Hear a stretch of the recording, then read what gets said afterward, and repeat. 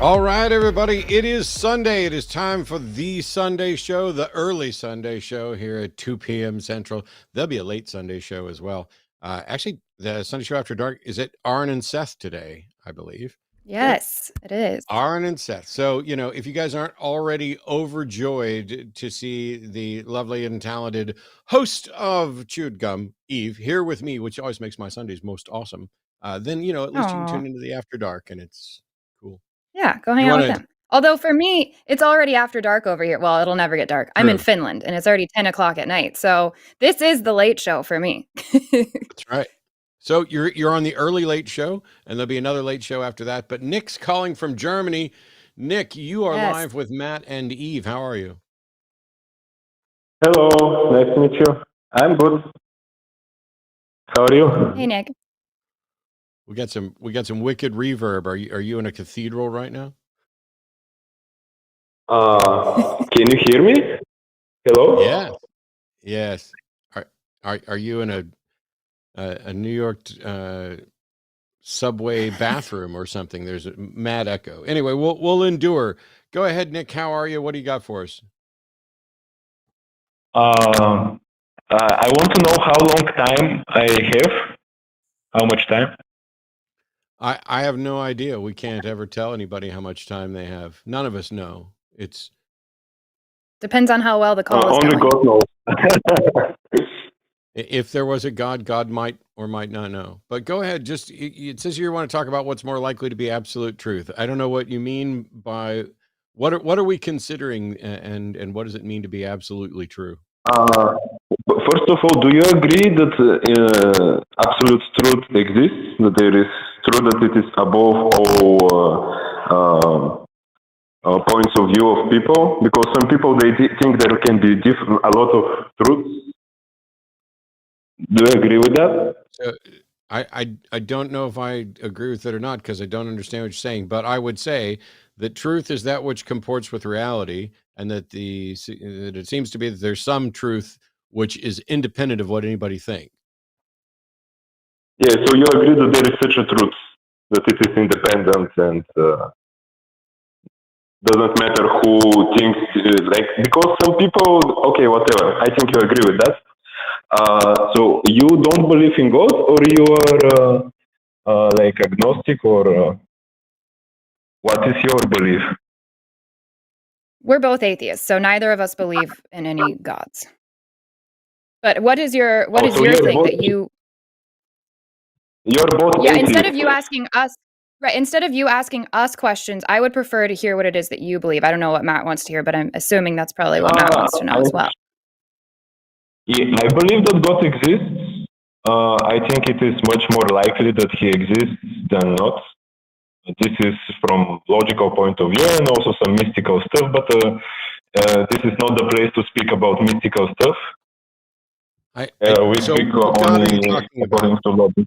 So first of all, Nick, we're having some serious audio problems. Your mic is like cranked up to 35, and so everything you say crackles and pops. So let's try it this way. Can you define the God that you're talking about that you think exists?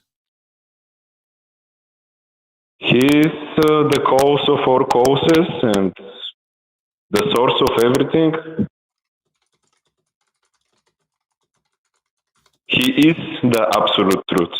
This is what I believe in. This is not an argument, just a statement. Defining God as the absolute truth is an absolute useless thing for me. When you say He is the cause of all causes, I'm assuming that since you went ahead and put a pronoun in there, that even if you weren't intentionally trying to define God's gender, you think that God is an agent, a being, right?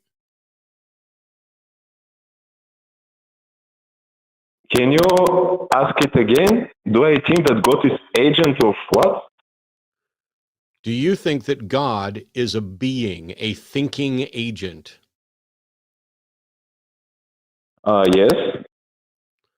Why is it that the cause of all causes is a being? Why not? This is okay. first thing. And that's really cool. That's when really cool. That's really cool and all. That's really cool and all. But we're trying to get to an understanding of what you believe and why. And if you're not going to come with anything stronger, if you're not going to come with anything stronger than why not, then I'm just going to move on to another call. And that's no. This is first thing because okay. So please define me. What do you mean when you say being? That he's a person or what? Like, yes, like a thinking person, not necessarily a human, but do you think, is God a thinking agent? There are a few things that I can say on this. The first one, of course, is that there are things that we already see. We already see that in the world they are such a beings with personalities, and sounds logical that they come from other personalities because we never see the death matter to become.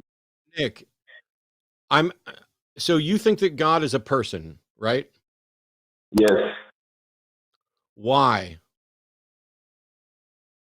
Because I'm a person. Okay. And I don't think that there is a big chance that... Nick, there's a delay, so there's going to be a pause. And so when I ask a yes or no question and you give an answer, then we've got to be able to address it. When I say, why do you think God is a person? And you say, because I'm a person. If you were to put that in a syllogism, that would be, well, it would make no sense to me.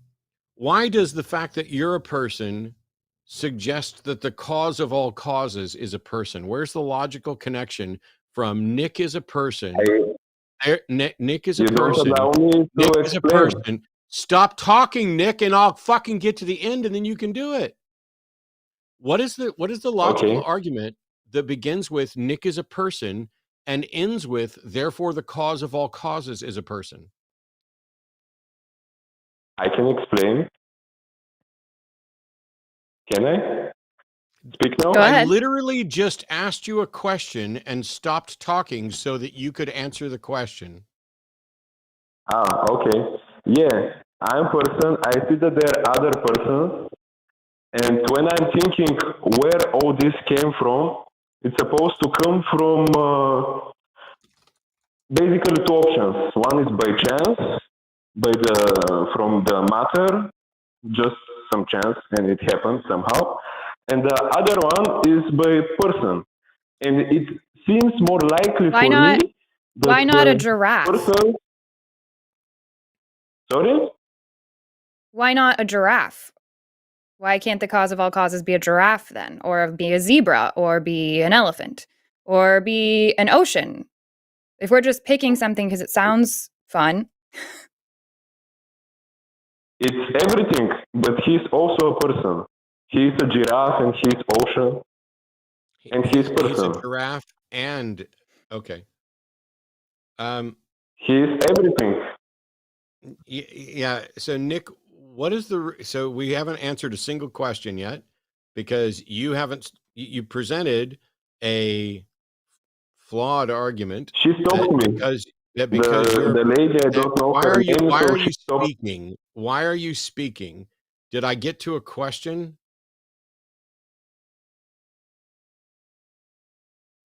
Sorry? Okay. Nick, do you have any evidence that this God exists beyond your personal impression that because you're a person and there are other people, when you think about where did everything come from, it just seems more plausible to you that it came from a person? Do you have evidence for that? Not more plausible. No. I don't say that I can prove that God exists. I cannot do this.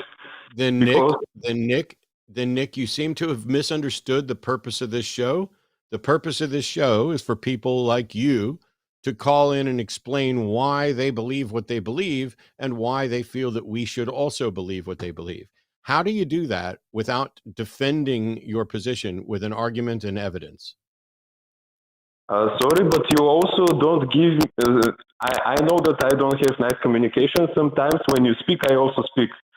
And this is not good from my side. Thank you for telling me. But when I speak, you and the lady, you also stop me. I can't finish my thoughts. And it's also a problem. Nick, that's a lie. I've repeatedly asked you and given you opportunity. And yet every time I ask you a question, you ignore it. So let me try and ask this question one more time, because we're not having any luck with anything that's even remotely like evidence. So if you believe there's a God, do you believe that we should also believe this? This is a different question. Maybe we have to finish the first one? No, we have to finish the question that I'm asking, because I'm trying to find out if talking to you would be a big old waste of time. Because if all you're going to do is say that this is the way it seems to you, that's useless to us. No, it's not the way it seems to me. Why are you talking? Why are you talking? Stop talking while I'm explaining this to you. Because every time you do that, it makes it clear that you're not interested in what we have to say and you don't know how to have a conversation. So the question is, do you think that we should also believe this God that you think exists? Yes, it will be good for you. Why? That's what I think. Why should we believe it? Because I think it is true, and when people believe in the truth, it's better for them. Nick, I understand that you believe that it's true, but if I believe something is true, do you think that that is sufficient reason for you to believe it too, just because I believe it? Not at all. Not cool. At all. Then why is it that when I asked you why we should believe, why did you give an answer that you just acknowledged is not an appropriate answer? Because it is, I can give you arguments why I think, and maybe other people think, that it is more logical that God exists than not. That's what we've been asking for, Nick. Do you have an argument that is backed by evidence that demonstrates a God exists? Yes or no? Yes. Cool. Then Eve and I are ready. Please present your argument. We're listening and taking notes. I will start with the same thing. I have few arguments. The first one is this, and it is actually a very strong argument. We have only two options how the world came to be. One is by chance, and second is by plan of God. You cannot say, I don't believe in God, and I don't believe in nothing. You believe it is all came from God, or all came by chance. If there is no God, no conscience that created everything by plan, it must be by chance. No other option. And then we have to see what evidence we have for both. Do we have some evidence for God, and do we have evidence that it came by chance? We don't have evidence that it came by chance. We cannot scientifically prove it in any way. Okay, about Nick, God, we also cannot scientifically prove it. We cannot. Nick, I need you to stop making I need you to stop making assertions, claims that you can't prove. So the reality is that either it happened by chance or it wasn't by chance. That's just a fact. Yes. Yes. But you don't get to say that there isn't evidence for it happening by chance, and then try to equate that with scientific proof. First of all, the concept of scientific proof. Hang on. Please tell me the evidence. Hang on. First of all, the scientific concept of scientific proof is about confirmation, and that results from taking the evidence and building a model. What evidence do you have for it being more likely to be a person that started or created the universe than that it was natural processes? The most important evidence is that we see that living beings come only from other living beings. We don't have evidence that living being can come from dead matter. Nick, even if living beings only come from living beings, that has nothing to do with what is the best explanation for the origin of the universe. You're trying to make an argument by analogy, and that is going to be fallacious every single time. Why? Because analogies aren't identical, they're analogous. And so even if every person or every living thing came from another living thing, that does not in any way demonstrate that at some point a living thing arose from a non-living thing.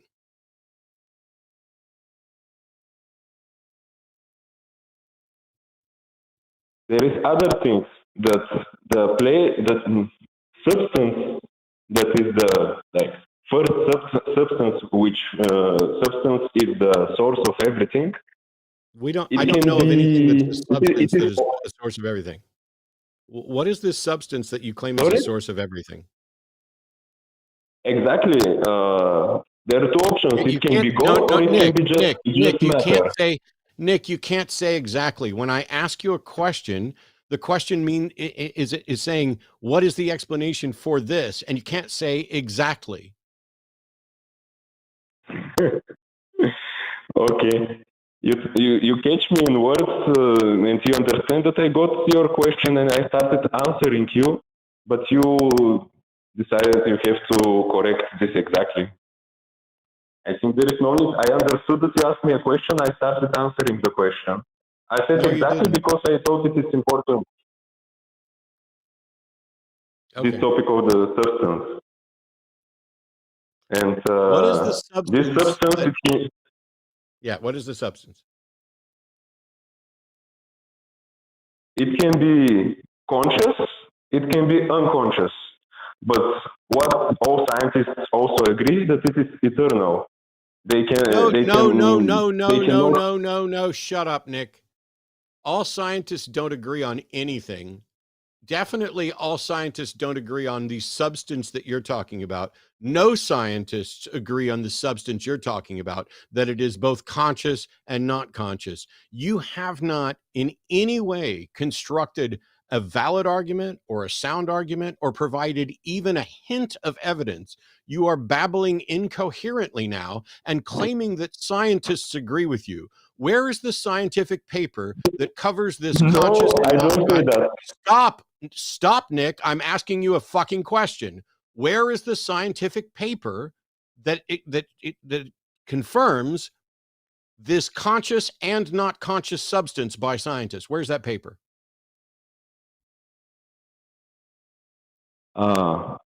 Before answering, can I ask you one question? No, you can answer the question. I have listened and I have. Do you know what he asked? I have read. Yes, he asked me where is the paper that scientists agree with me on this topic. Mm-hmm. I'm not generalizing that all scientists. I'm sorry that I used this word. Nick, it was not 100% correct. Nick, you're a liar. Yes. Nick, you're a liar because you said all scientists, but besides that, I didn't say that all scientists had to agree with you.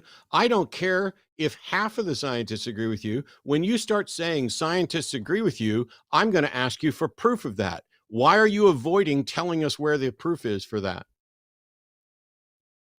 I can find it on internet. Most of scientists agree that energy is eternal, that there is no stuff. Nick, you are monumentally confused because you just switched scope entirely to say that most scientists agree energy is eternal. And while the foundations of scientific conversations about energy would agree that energy can neither be created or destroyed, that energy is not both conscious and not conscious. That energy that they're talking about is not the source of the universe. Scientists aren't talking about the source of the universe, and they certainly aren't talking about a conscious and not conscious substance that is the source of the universe. You cannot say that scientists agree with you because you found a statement by scientists about energy, and then you take that statement and try to apply it to what you want to be the foundation of everything. That's an equivocation fallacy. Sorry, but you didn't understood what I was trying to say. Well, whose fault is that? Usually both sides. Yeah, this time it's yours. Okay. I was not trying to say, can I speak now? Is it okay? Hello? Okay, I'm speaking. I was not trying to say that scientists agree with me that this source of everything is conscious or not conscious. I was just first trying to say that they agree that it is eternal, the source of everything. They don't agree that it is eternal. What I just explained to you, that it's an equivocation fallacy, that when scientists are talking about energy and energy potentially being eternal, they are not talking about the same thing that you're talking about when you talk about a conscious and not conscious entity. That's not what scientists are talking about when they say energy is eternal. Okay. But still they say that energy is eternal, isn't it? Yes, energy is eternal. Please now, with no further delay, make a syllogism that begins with the statement, energy is eternal, and concludes, therefore, the source of everything is a conscious and not conscious energy. No, this was not my goal. I don't care what your goal was. I care what you said. Okay, let's try this again, Nick. Sure. It is very difficult to have communication with you. Yes, because I know what the fuck I'm talking about, and you don't. Sorry, what? Because I know what the fuck I'm talking about, nice and you don't. Can you just give us? Nick, what is your evidence that suggests that the universe was created by a person? Are you going to listen to me till the end? Because if not, no, I'm not going to fucking listen to you. I'm not. I swear to God, when I ask you a question and you come in with this bullshit of, are you going to listen to me? That makes me want to listen to you even less. But because I'm not the only person here. I'm sorry. Shut up. Because I'm not the only person here, I'm going to stop talking now. I'm going to let Eve try to get an answer out of you. And if Eve's able to do it, then maybe you will have demonstrated that I'm the problem. So go ahead. Yeah, Nick, can you just give us your evidence for the existence of a God? Oh, thank you. This sounds much more polite. Hey, but Nick, I'm going to ask I'm going to ask something else of you, Nick. Please stop saying shit when we ask you a question. Matt just said that. Answer the question instead. We don't need to have a whole conversation before. That's why we're not having a good call, is because you're not answering the question. The faster you answer, the faster we get to another question, the faster you can prove that there's a God for all the people watching right now. So the question is, can you give your evidence now for the existence of a God that is, according to you, currently existing, and it's a person and not a person and a giraffe and all of that. So what's your evidence? I can give a lot of evidences that God is much more likely to exist than not. But I'm not saying that I can prove you now in this conversation. Can you give your evidence now, please? Sorry? For why it's more can you go ahead and give your evidence for why it's more likely? This is the last time I think that we're going to ask the question, and then maybe we need to move on. Matt tried for a long time. So what's your evidence? Ready, go. I'll start again with this. We see that human exists and many kinds of living entities exist already. We see that they reproduce themselves. There must be a starting point that these living entities start to exist. Why? Somehow. Why must there be a starting point? Because according to the things that we see in this world, everything have a starting point, isn't it? I don't know. Do you agree with that? The things that we see and we can explore with science or whatever, they have starts and ends. Most of the time. So Do you then, agree wait a with that? second. Because if that's what we're going with, then where did your God come from? Where's the starting point? Because now you're just special pleading. Yes. So your question now is about where God came from, if everything have start and end. Is this Yes, the if you're question wanting that to, I have if you're to answer wanting now? me, yes, because if you're wanting me to go with the idea that everything has a start and an end, where's the start and end of your God? I don't want to say that everything, but everything that we can explore Just with our everything that material you need bodies to be and able to senses. say. Yeah, you're losing me already then. Why are we making special allowances for this God claim that you've come up with and not for anything else? But there must be something that is eternal, from which everything Why? started. This is more logical. Why? As much as I know, maybe I don't know enough, you tell me, most of scientists agree with that there must be something eternal. I have not heard that. If I'm wrong, I have heard it many times, that this theory that nothing in this universe is eternal, that most scientists agree that it is not legit anymore. Matt already That's addressed what I have this. read in... Sorry? Go ahead. I have Yeah, questions, Nick. so there must be... Wait, I have actually, questions. I have pause, Nick. questions. I have questions that will solve all of this, Nick, and they're really easy yes or no questions. Does Okay. the existence of this call-in show tell you about the origin of the United States? No. No. Does the origin of the United States tell you about the division of the continents?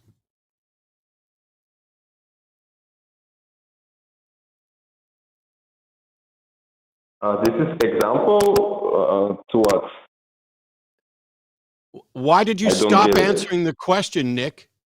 Does the origin of the United States tell you about the divisions of the continents and how that happened?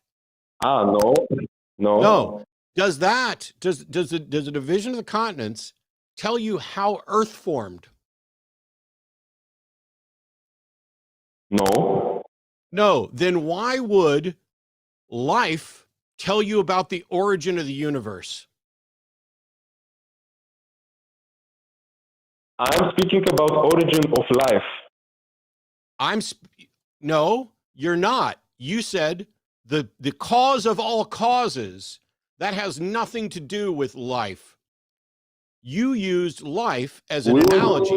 Shut up. You used life as an analogy for the universe. I just hand walked you down to show you why that analogy does not work. And now you're going to lie and say that you were talking about the origin of life when you were talking about the origin of everything, the cause of all causes and the source of everything. That's a word for word quote that I typed down because I've done this for 20 years and I take notes when people are talking out of their ass. So why should anything that you observe about life give you an explanation for the origin of the universe? The thing is that you changed the topic and you asked me why the gods must be a... Goodbye. You're a liar. I don't have patience for that liars. was painful. I am happy Very to sit painful. here, and I wanted to jump in right off the bat. Cool. We got a theist caller. I was really I excited. know. And we skipped past all the announcements and all that stuff. I tried a bunch of stuff. Eve tried a bunch of stuff. And then you had to go lie.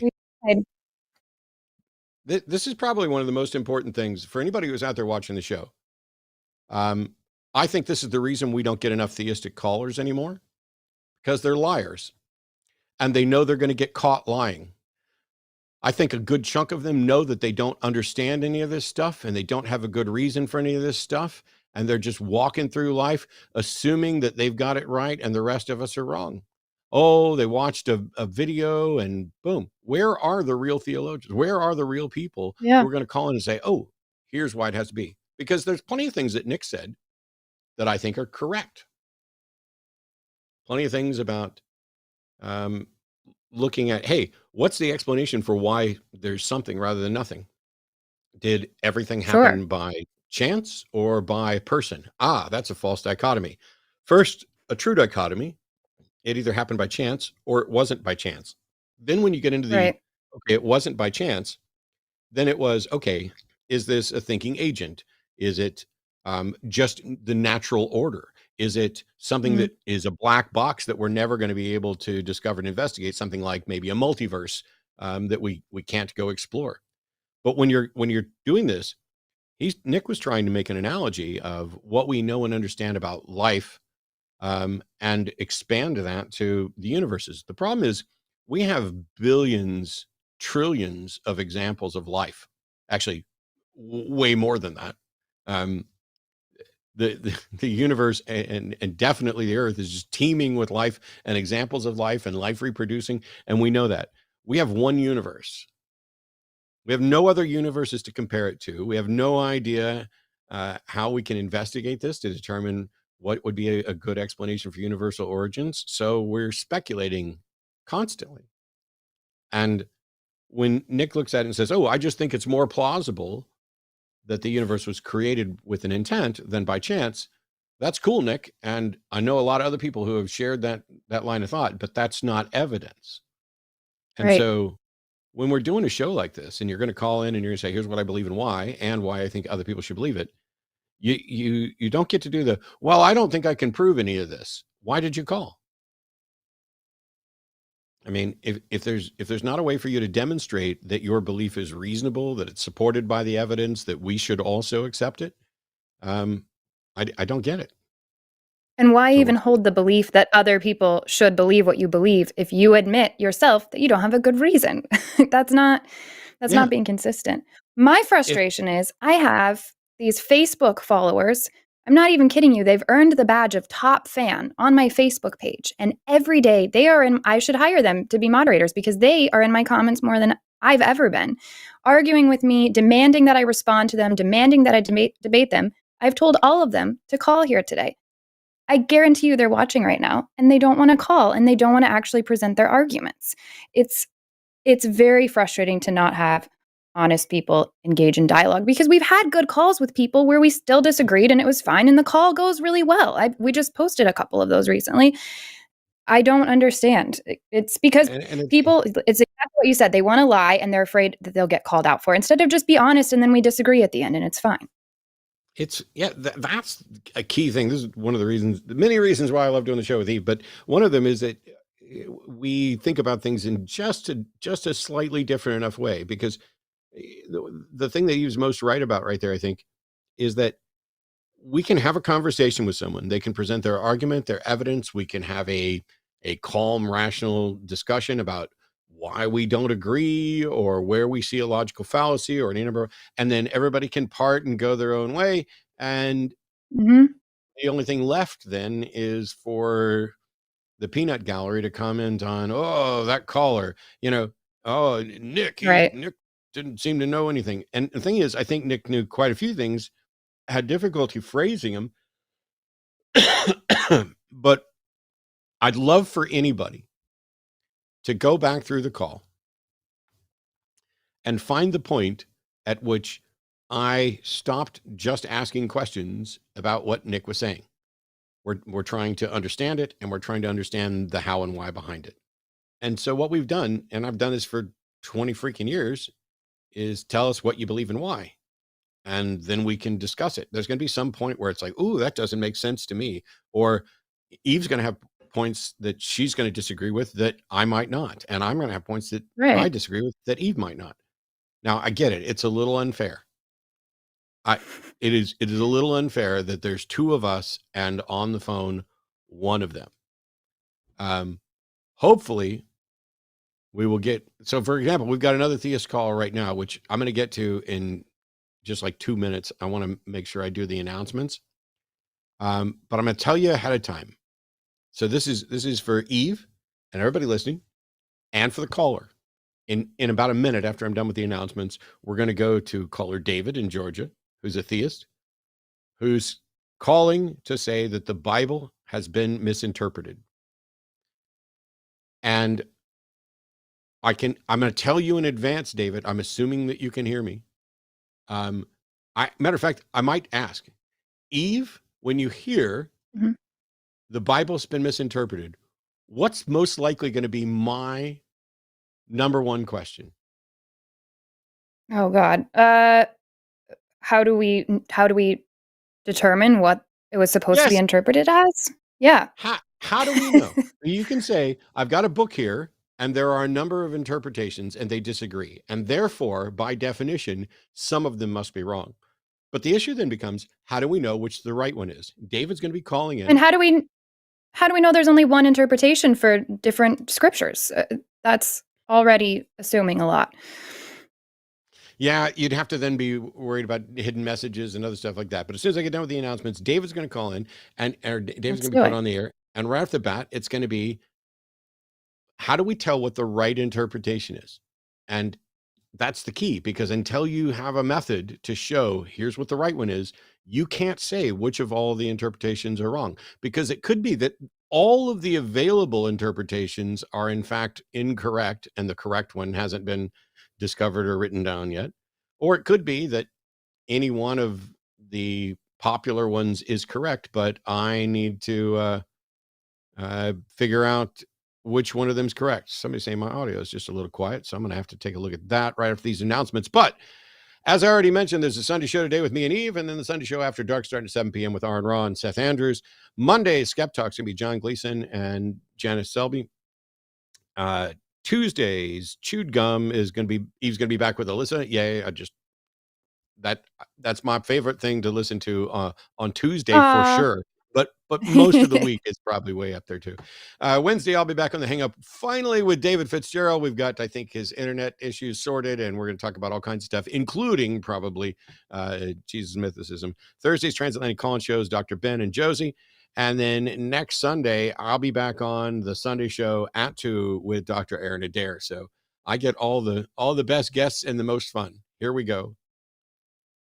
David in Georgia, you are on with Matt and Eve. How are you? Beep, Matt. It's my honor to meet you. And you too, Eve. Matt, your name wouldn't be Adam, would it? Like a middle name?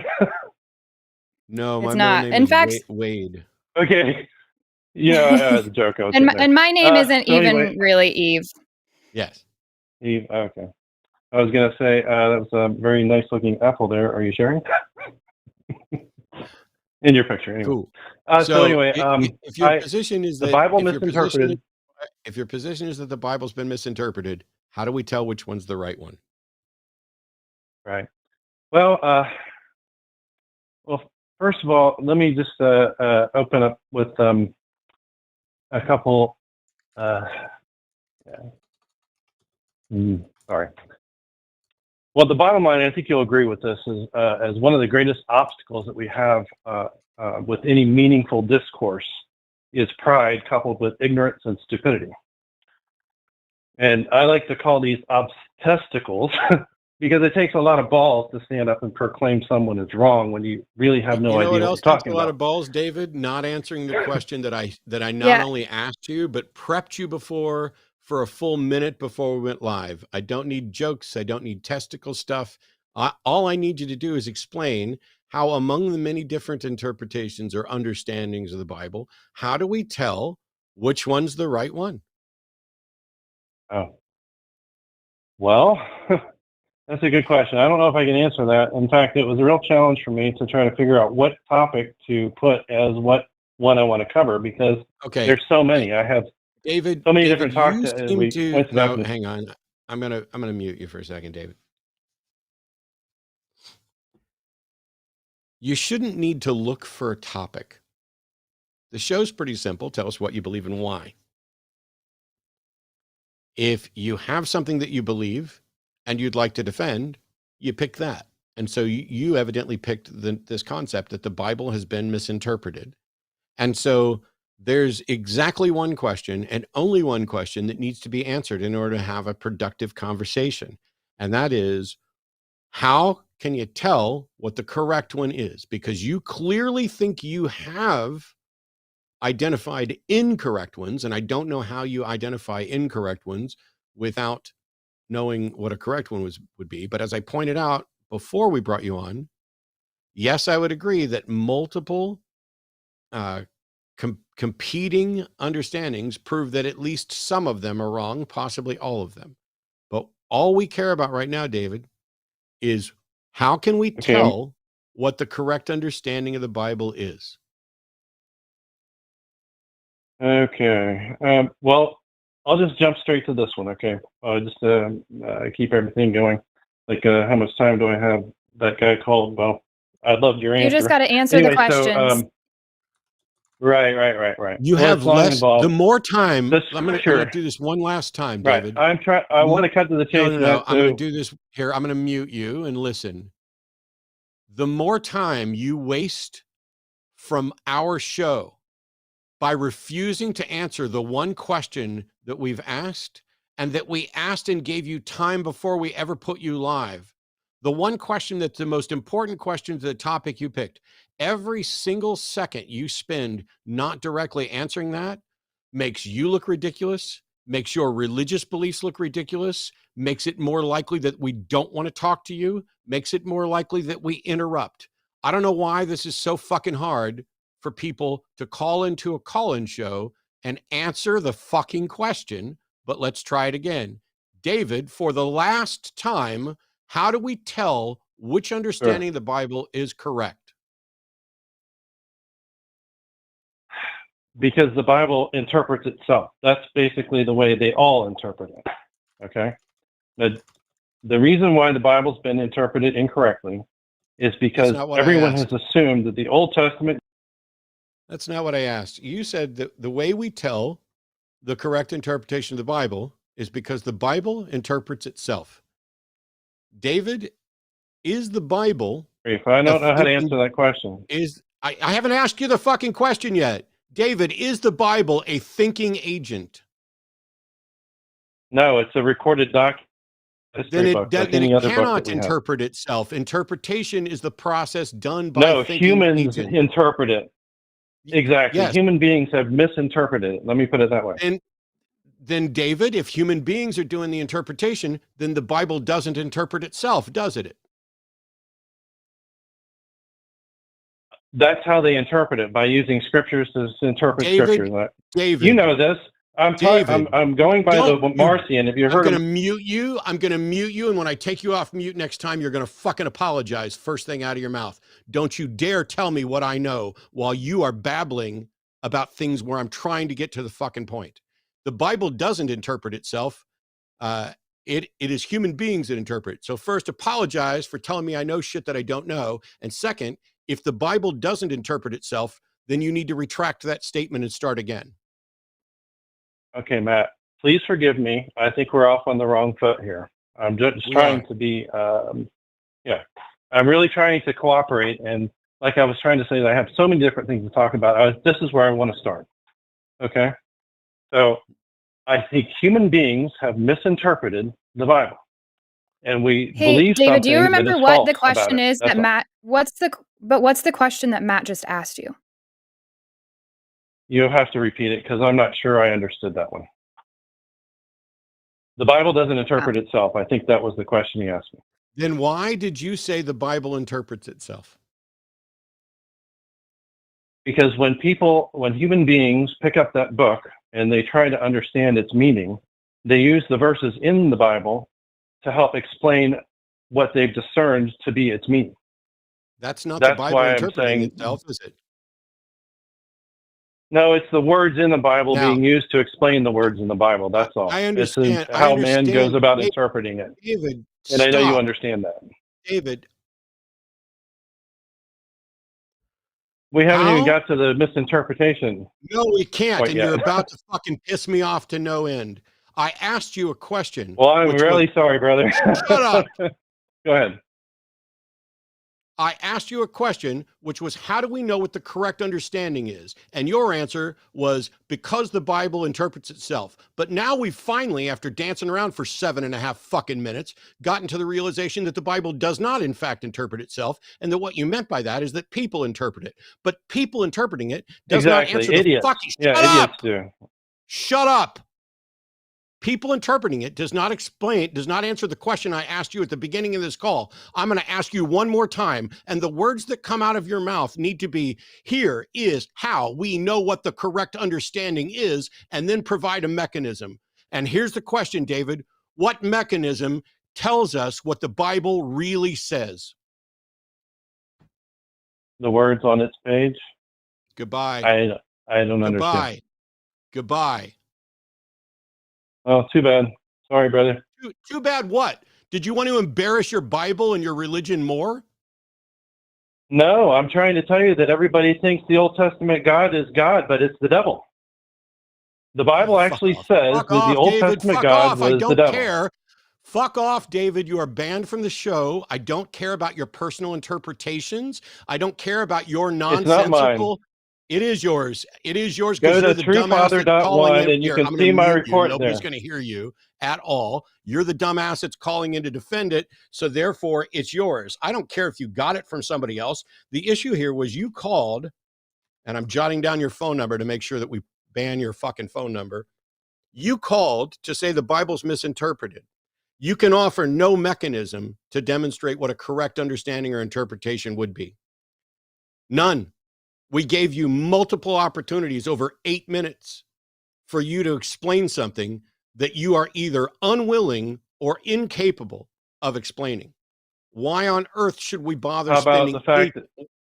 Oh, you didn't even know you were fucking muted. I was getting ready to ask you, David, why I should bother talking to you, but since you were just talking the whole time you were on fucking mute, goodbye, you're banned. Actually, I wasn't. Actually, you were.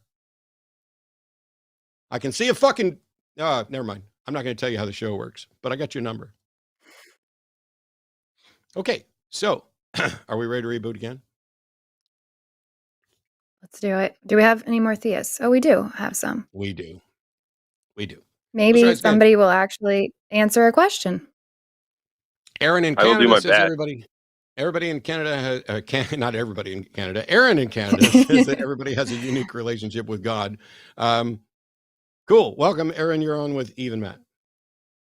Hi there, you guys. Hey, thanks for taking my call. I've watched your show for about 6 months now, and a couple times I called in, but I didn't get through because I was busy driving around or doing something else.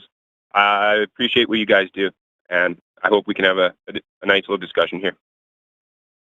let's do it. I'm up. So I believe that we all have our personal relationships with everything, from food to our parents, our grandparents, the people that we love, even how we sleep at night, whether we're anxiety about it or anxious or don't really worry about it at all and sleep fine.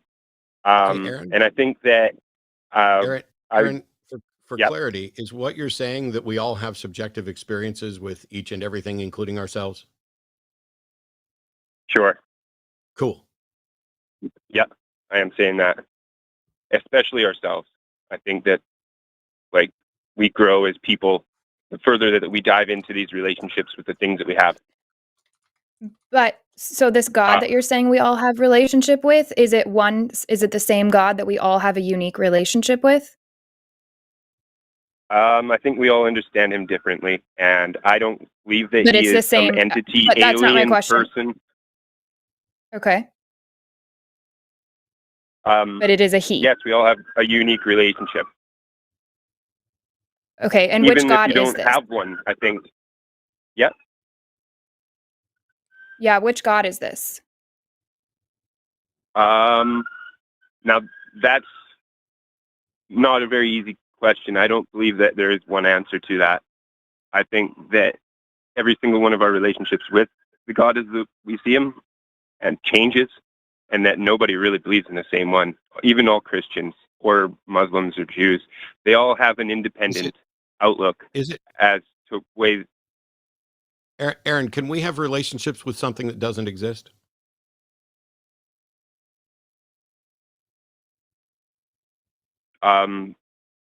Probably. Okay. Seems How like do you people tell are the having difference? relationships with Jesus, and How do they you claim to have dreams and premonitions and stuff like that. And I don't know that that is directly Jesus. So what you're talking about there is not an actual relationship, but a claim of a relationship. Is every claim of a relationship true? From a subjective point of view, yeah.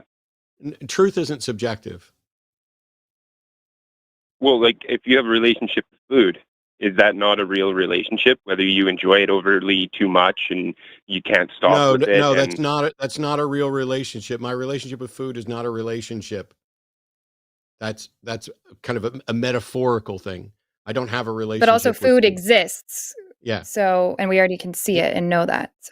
So what I'm saying is, if people can have relationships with something that doesn't exist, then how do we know that anybody has a relationship with a God that exists? all right. So can we get to the point there that you said that that you can't have a relationship with those things? Because I think No, that here, anything can I that sum you're up the question real quick, Aaron? I think the yeah. question is how can I tell the difference between myself having a relationship with a God that exists or with a God that doesn't exist? Because you have an evolving perspective That and by No, the no, it I'm way, asking changes. Aaron, how would I determine if I'm having relationship with something that exists or something that doesn't exist?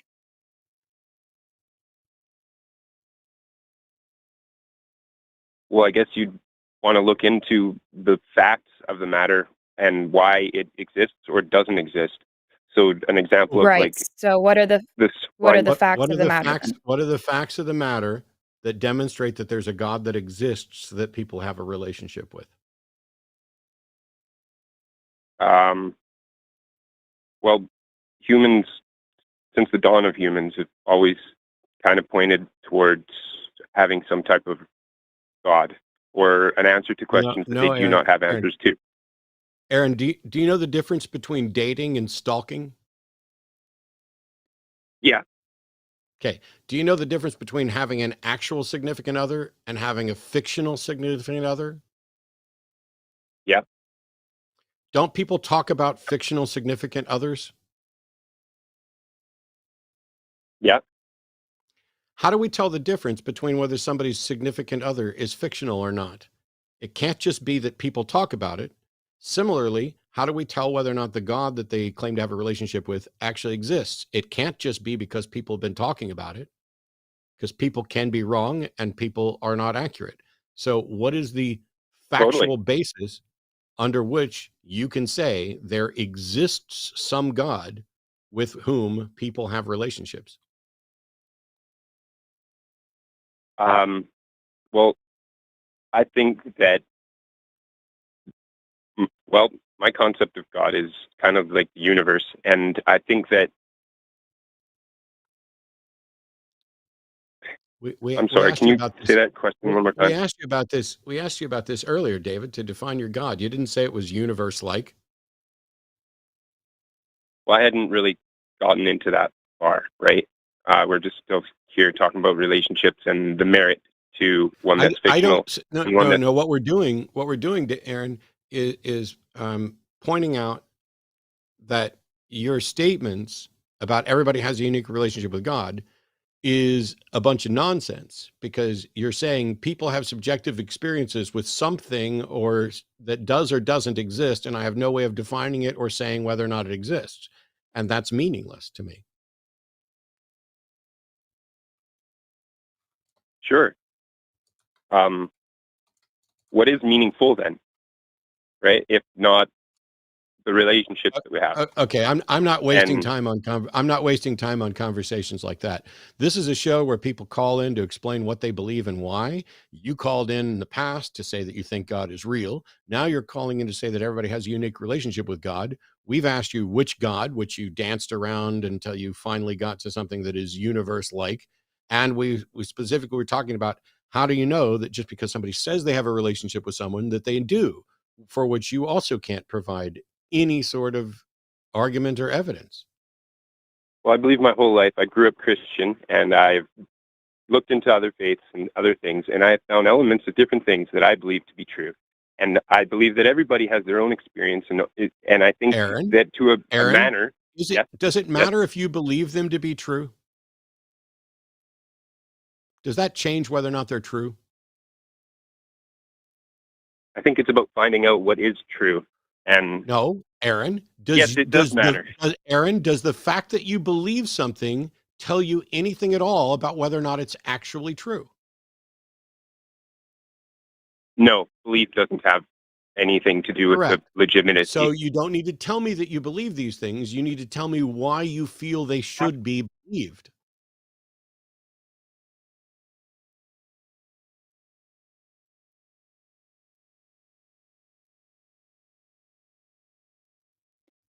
Aron, do you believe that you have personal relationship with a God? Yes. I believe that. And how did one of the things how do you know, Aron, that God exists? What is your evidence that the God that you think you have relationship with is real and not just something that you are believing is real?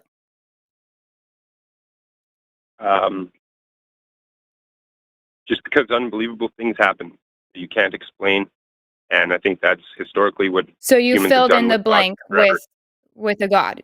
Something happens, you see the same number 4 times, and then you think there must be a God. Is that the kind of God we're talking about here? I believe that there's a path that the whole universe is on, and this is one incredible journey, and that it seems to be taking a direction, and this direction is allowing you and me to debate this right now. And we're not debating it. Don't think for a second that this is anything at all like a debate, because we haven't been able to determine what we're talking about. So, like, okay, we've asked you, how do you tell? Do you believe you're in a relationship with a God? And you do, and yet you define God as the universe. So you believe you're in a relationship with the universe. What's the nature of your relationship with the universe, Aron? Do you communicate? Does the universe send you messages?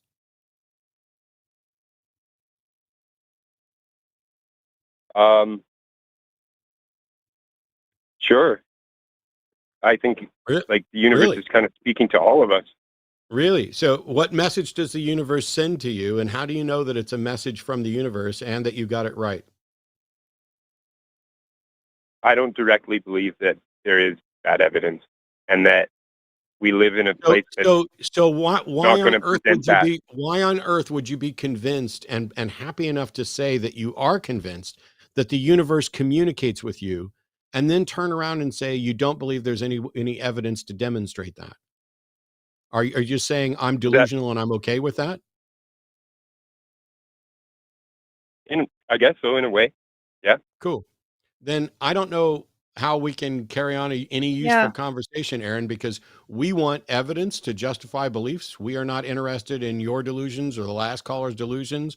And when people tell me that they believe something that they don't think is rational, or that they believe something that they don't think there's evidence for, they're admitting that they don't care about the truth and they don't care about reason. And I lose interest. Sure. Yeah, I think you should care though, Aron. I hope that you'll go back and listen to this. I think you should really care if something is true or not, and if you have good reason to believe it or not.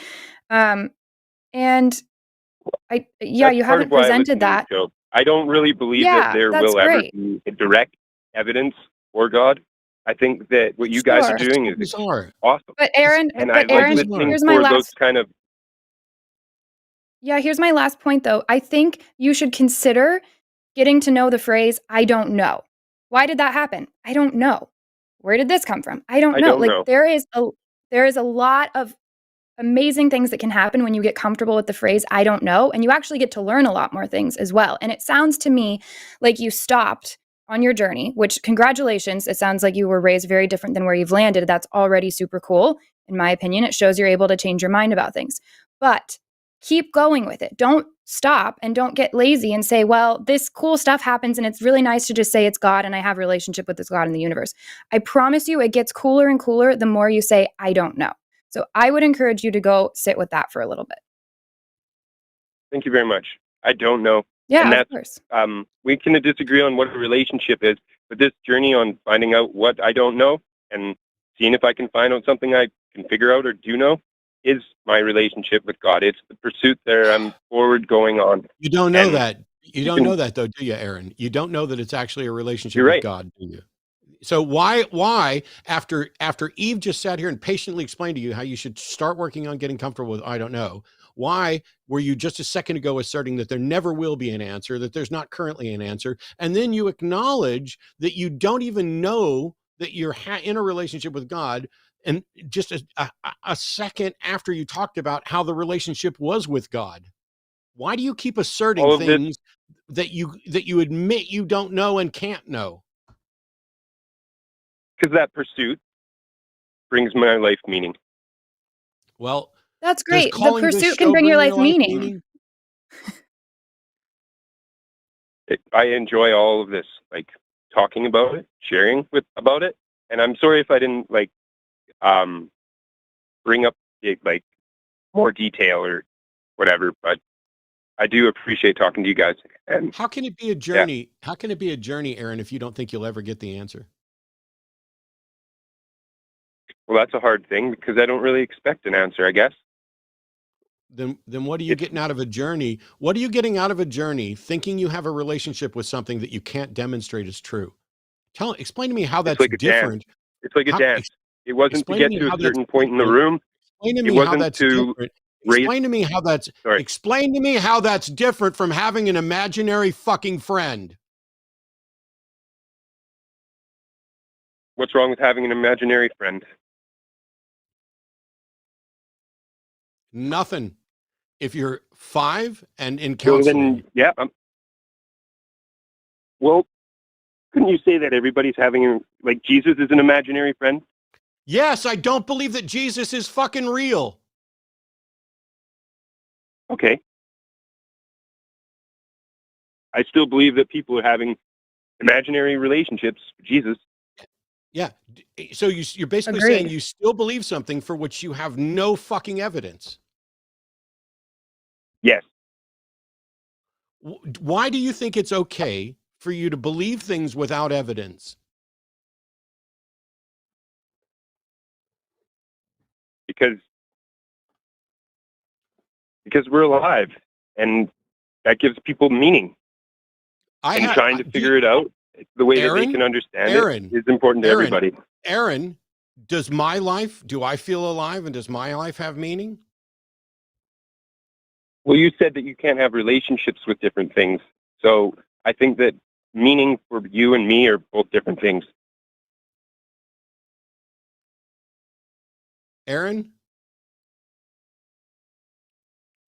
you're suggesting, like in my opinion, Aaron, I would consider you're suggesting that someone who does not believe in bullshit that they don't have evidence for is somehow deficient in the quality of their life. No, I'm saying that gives meaning to me. It gives meaning to me. Then Aaron, I don't care to ever hear from you again. I'm not going to ban you from the show, but if all you can do is say that your pursuit of something that you have no evidence for and don't think you're ever going to get confirmation of brings meaning to your life, you might as well be chasing the white whale. And if you want to do I'm going to continue to listen to your show, and I enjoy. That's fine. If you want to do that, that's fine. If you want to do that, that's fine. But you don't get to pretend it's rational. You don't get to pretend that you're in pursuit of anything rational. There can be no life-enhancing pursuit of something that does not exist. You're like the person in a dark room feeling around for an invisible black cat that's not there and claiming you found it, while also claiming you don't think you'll ever find it. If it's not there to find, every second you spent looking for it was wasted. Every second you spent believing in it was wasted. The truth matters, Well, then you could Aaron. just say that one day I'll die and everything up to then doesn't matter as well.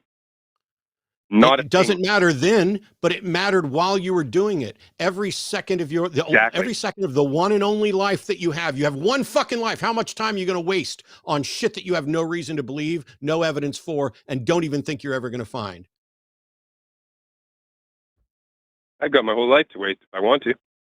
You do, but you get to waste no more of mine. We are here. He's been dropped, by the way. We are here for the people who think they found the something that we're missing. The thing that even I used to think we had. Because we'd rather not be wrong, because we care enough about what's true. If you're just like, well, I can believe whatever I want to believe. Correct. Nobody said you couldn't. Well, I get to waste as much of my life as I want. Correct. Neither of us were saying that you don't get to waste your life. But then I don't want that person in political office or really in any position that's making decisions that impact other people. Because if you just believe things just because you want to and not because you're at least attempting to have good reason, then that's not valuable to the rest of us outside of this show either. That's why it should matter. That's why I'm very disappointed when I hear that people are, quote, deconstructing or trying to, question what they grew up in. And then they stop at this like woo-woo stuff with, we would just believe in the universe because it sounds nice. I understand that it sounds harmless, but it's not. If you keep going with that, you do end up wasting your whole life and potentially wasting the impact you can have on others. It's very disappointing. There are people. I talked to my friend Dave Warnock just yesterday, actually. There are people who don't look at life as if it's something that they're free to waste. There are people who don't have the fucking privilege of saying, well, yeah, I'll spend a few years believing this nonsense and we'll see how it does. Let's just make it all an experiment. There are people who don't have that privileged position. For anybody who's like, oh, you could have been nicer to Aaron, it's his life. No. You're called into a show to defend your beliefs. And when we get to the end of it, your beliefs are, it's my life. I can waste it if I want to. Correct. And if you'd have fucking told the call screener that at the beginning, you'd have never made it on air. Because this isn't the call in and tell us how you can do whatever you want with your life show. We already know that you can do whatever you want with your life. The issue here is that what should you do with your life? What's the life best lived? What's the life where you're going to learn something? What's the life where you're going to benefit others in the world? What's the life where at the end of it, you are least likely to regret how you spent it? Now, you're still free to do whatever you want, Aaron. That's just true. But we're trying to figure out why people believe things that to us seem unfounded, irrational, ridiculous, or even in some cases, stupid, damaging, harmful. I don't think Aaron's beliefs are that in a direct sense. I just think Aaron has found himself floundering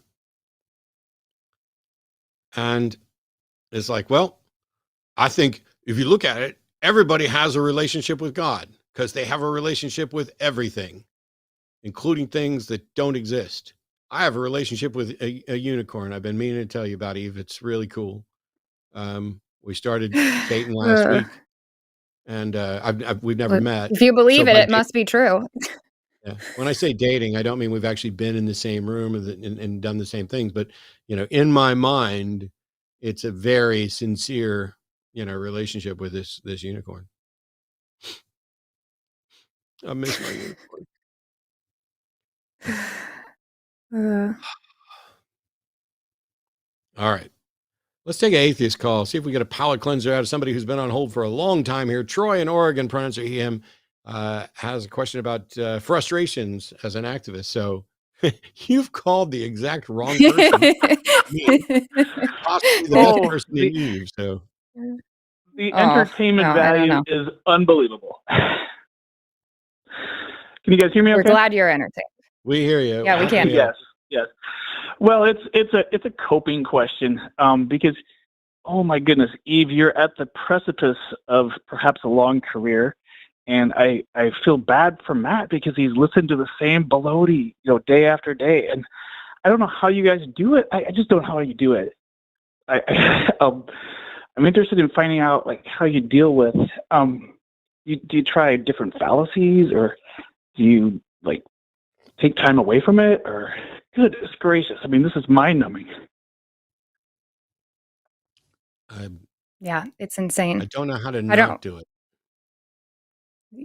Well, it's hard. It's hard for me to listen sometimes too, because sometimes the fallacies are just very clear, and you get crazy people calling, and then sometimes you get very creative people who, they can use really big words and kind of complicated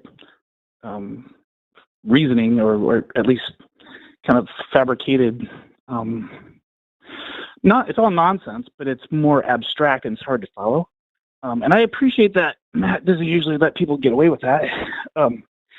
But it's a creative endeavor, and I feel like even the people who call have to take time to create their script. So anyway. I think I know why Matt's bald. He pulled his hair out. I'm bald too. After 20 years, you would think that it means something that you can't call up people. Do you have a point that doesn't get to why I'm bald? Do you? Well, first of all, do you get frustrated? And second of all, I mean, you must feel passionate about what you do to keep doing it. I guess my real question is, how do you deal with it? I don't know how to answer that. Everybody's going to be different. Everybody's going to handle things different. I find it silly for anybody to ask me if I get frustrated. Have you not seen 5 minutes of the show? Of course I get frustrated. But you're still doing it. That's what I say. After all these years, you're still doing it. Because it's fucking important. Because it's more important than whether it's irritating. Yeah. If it's not more important to you than whether it's irritating, then you're in the wrong business. Get out. Yeah. When I first started doing this stuff, everybody was like, "Oh, don't do too much. You're going to burn out. You're going to burn out." Where are they? Yeah. They're all fucking gone. Every goddamn one of them is gone. And I'm still here because for whatever reason, maybe there's something incredibly wrong with my brain. It's more important to me to do this than to feel comfortable, because the world is fucking falling apart. And I wake up every day in a world where nearly half of the population has an exactly wrong, inverted understanding of reality that is demonstrably false. And I'm not talking about the God stuff. I'm talking about everything from financial numbers and unemployment and all this stuff. It is I don't understand people who aren't involved. I don't understand people who don't vote. I don't understand people who don't try to do this. I get it that it's not for everybody, but when you ask me, how can you do this? I don't know how to not do this. Yeah. Yeah, I think that's similar to my answer. I guess my personality is just, I also don't really have a very clear answer. People ask me this a lot because I don't know if you follow any of my posts, but I get insane responses and a lot of vitriol and hate and even death threats. And it's really aggressive. Like, I compare notes with my peers, and for whatever reason, I seem to have been extra targeted lately, and it's wild. However, I am so passionate about this that is just noise to me. It's interesting. I like to talk about it and be like, holy shit, this is wild that people are like this. But I'm not going to sleep thinking about those people or those comments or those frustrations at all. If anything, I'm thinking about somebody that I talked to earlier that I had an amazing conversation with, that expressed how 2 years ago they were in a horrific church environment and now they've been able to get out of it. And, I think about the positives that are happening. That's just how my mind goes. And I do think that's something you have to have thick skin if you want to do this the way that Matt and I are doing it. There are all kinds of ways you can be an activist. I love Anthony Magnabosco with his street epistemology, where you can have conversations where you're really just kind of asking somebody questions, or you can volunteer for places like Recovering from Religion. There is something for everyone to do. It doesn't have to be where you are just like I don't know what you want to call this, being in the trenches, when you're just like right there having the conversation. If you're not cut out for it, then yeah, I mean, getting death threats is not fun. And if that's something that you can't sleep at night because of, then you should find another way to be an activist, in my opinion. Well, on that couple note, things. You guys make a big difference. I just want you to know this, and I hope you know you make a big difference. A big difference. Well, thanks Troy. We're trying. One of the things I note on that is on the death threats and stuff like that. I get trolled all the time. It doesn't matter what video I put up. There's somebody who's going to comment, and almost all of it is transphobic, homophobic crap. Or like the Andrew Wilson little beta boys coming, oh, you ran away from a debate. Every day it's, you ran away from a debate. No, I walked away from a liar. Oh, yeah, I remember that one. But I don't get death threats very often, like maybe once every 5 or 6 years. Wow. Yeah. I don't get rape threats ever. And yet those are a weekly special for me. Yeah, every woman I've ever you've got worked to be with, kidding. every woman I've ever worked with in this community gets rape threats and death threats on a regular basis. My goodness. It drives a good chunk of them out of the movement entirely. You want to know how I do it? The bucket of privilege that keeps me from having to deal with the shit that Eve has to deal with every fucking day. And I've been doing this longer than almost any of them, and it doesn't come my way. I get little fucking trolls who, oh, let me talk about your girlfriend. And I was like, yeah. Oh, what was the last one? Somebody was like, your girlfriend's a man. And I'm like, well, you just called her girlfriend, so it's clear that you are a little confused here. You don't even think that, yeah. It is obnoxious and exhausting. I get to stand up and be the best ally I can be, and I'm going to get it wrong on a number of occasions for my LGBTQ friends and partners, because some of them can't. And because I see the shit that gets flung at them, flinging at me for a while, I can take it. I'll put up with it. It's not fucking brave or special or anything else. I don't know how to not be a friend to my friends. I don't know how to not that's awesome. Try to help people escape the confusion that I used to be a part of. I can't. You might as well be asking, and I get it, Troy, we've already been down this road for a while now, but you might as well be saying, hey, why do you like chocolate ice cream? Fuck if I know. It's tasty. Is it my favorite flavor? Maybe. It depends on the day. But at the end of the day, how do you do what you do?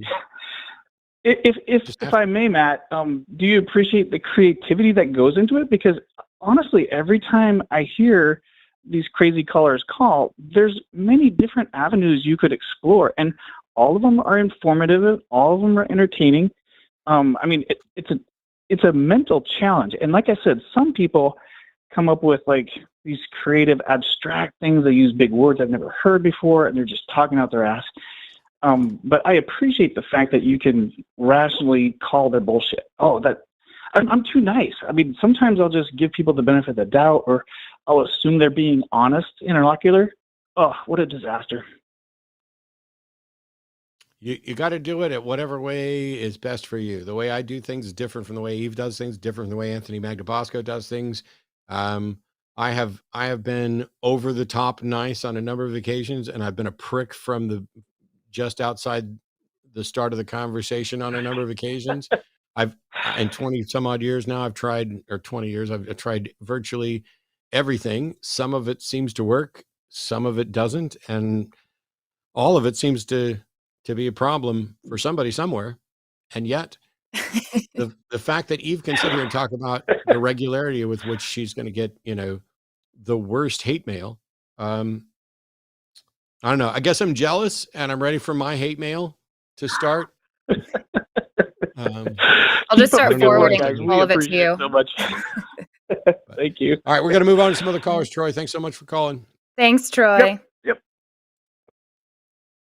All right. We have Tim calling in from Wisconsin, pronouns are he, him. Tim says Jesus didn't teach the Bible, and that's true. So welcome, Tim. Nice. Hello? Can you hear Hi, Tim. me? Can you Are hear you me? there, Tim? You Hi. cut out a little bit, but I think we can hear you. Okay, that's good. Well, thank you for having me. I appreciate you, both of you. I was listening to the conversation. I agree with both of you there. I have a struggle sometimes I do go to church because I want to be a part of, this conversation. So when I go to church, sometimes I feel like, if I give you an analogy of what sometimes I think people look at Jesus as a teacher was, if he was like a weightlifting teacher, he would just be up there like flexing his muscles and showing off his muscles. Because I just don't feel like, because everything, for example, when they teach, like in Matthew 7:13, he says, enter through the narrow gate. He talks about a narrow gate. A lot of Christians will say, well, that's Jesus. Of course that's Jesus. But I don't feel like that's what Jesus was talking about. I feel like what Jesus was talking about was the present moment. The present moment. Like this, like you exist in this present moment. And there's a life process that is happening within you in this present moment. Like you ate something for breakfast, and then that something for breakfast is being processed. Hey, Tim, So I'm a little confused about you calling. Are you just calling because you want to share your reinterpretation of Jesus's teachings, or like what is your goal here? Because this isn't that kind of show. Isn't? Okay. Well, okay, so then ask me questions. That's fine. So then, okay, Here, Tim. Here's a question. Matthew 7:13. Since that's what you brought up, you just said that what you think Jesus said, what Jesus meant, when enter ye at the straight gate, the narrow gate. Why do you think that you know what the correct interpretation is, and how can any of us tell that your interpretation is correct and somebody else's isn't? We're back to the first call. Okay, that's a really good question. I would suggest saying that because that is the only moment there is, and that's how you know you exist. I'm sorry. I asked how we could tell that your interpretation was correct and that other people's were wrong, and your answer was because that's how you know you exist. Well, I guess I can't answer that question because I can't say that they're wrong. I'm just telling you what I believe. So that question Tim, answered me. Tim, do you care whether or not your beliefs are correct? I do care about one. I do care, and that's why I'm. Then why haven't you investigated to find out if your beliefs are correct before stating what you believe? Okay. For example, okay. So then, how is that what you ate for breakfast is processed and is going to go in the toilet tomorrow? What is there? What is that? Tim, I'm asking you about how we determine whether or not somebody's beliefs about the Bible are true, and you just asked me about poop? That is a good. Well, but it's a part of our life process, and that's part of the believer that believes. It's part of Tim, you're saying me, but I'm telling you who the believer that believes is. Who believes? Who's the believe? When you say what you believe, who's the being who's believed? Okay. Hey, Tim, can you answer Matt's question? Yeah.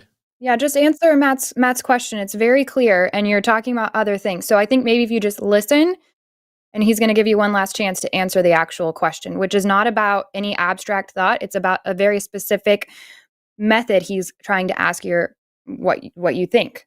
And for clarity, Tim, Okay. because you've already said that the problem now is that you've said you don't know if there's any way to tell whose understanding is correct, but you're just telling me what your understanding is. The problem I have with that is, why do you have an understanding that you hold to if you don't have a way of showing that yours is more likely to be correct than somebody else's? Why would you pick one over the other? That's a very good question. I guess, and I think that's probably the hardest part about. Go off and think about that and call us back, Tim, when you come up with an answer. Okay, that's fine. I appreciate it. Cool.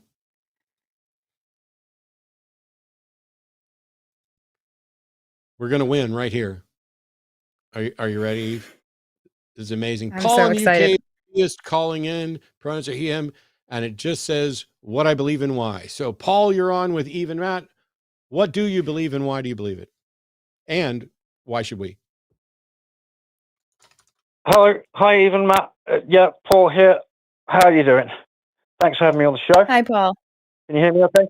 Hello. Yep. We can. Great. Okay. So the question, was it a double question? You want to know, can we focus first of all on the what part for a while before I answer the rest of the question? Just That'd be okay? tell us Well, what do you believe? and then we'll move on to why you believe it and whether you think the rest of us should too. Yeah. Okay. Sounds great. Perfect. So I'm, I don't know if you might want to give an explanation of this to your listeners, but I'm what you might call a perennialist in terms of my beliefs. So I don't necessarily practice, follow, or adhere to one specific religion. I would say I believe more in what you might call the truth in religion as opposed to the truth of religion. And a key idea in perennialism is that although different religions do believe different things and different specific things, that you can find, if you're looking for it, a unifying common thread that goes throughout the tradition. So, for example, you can find it in. Hello? Your phone might have timed out.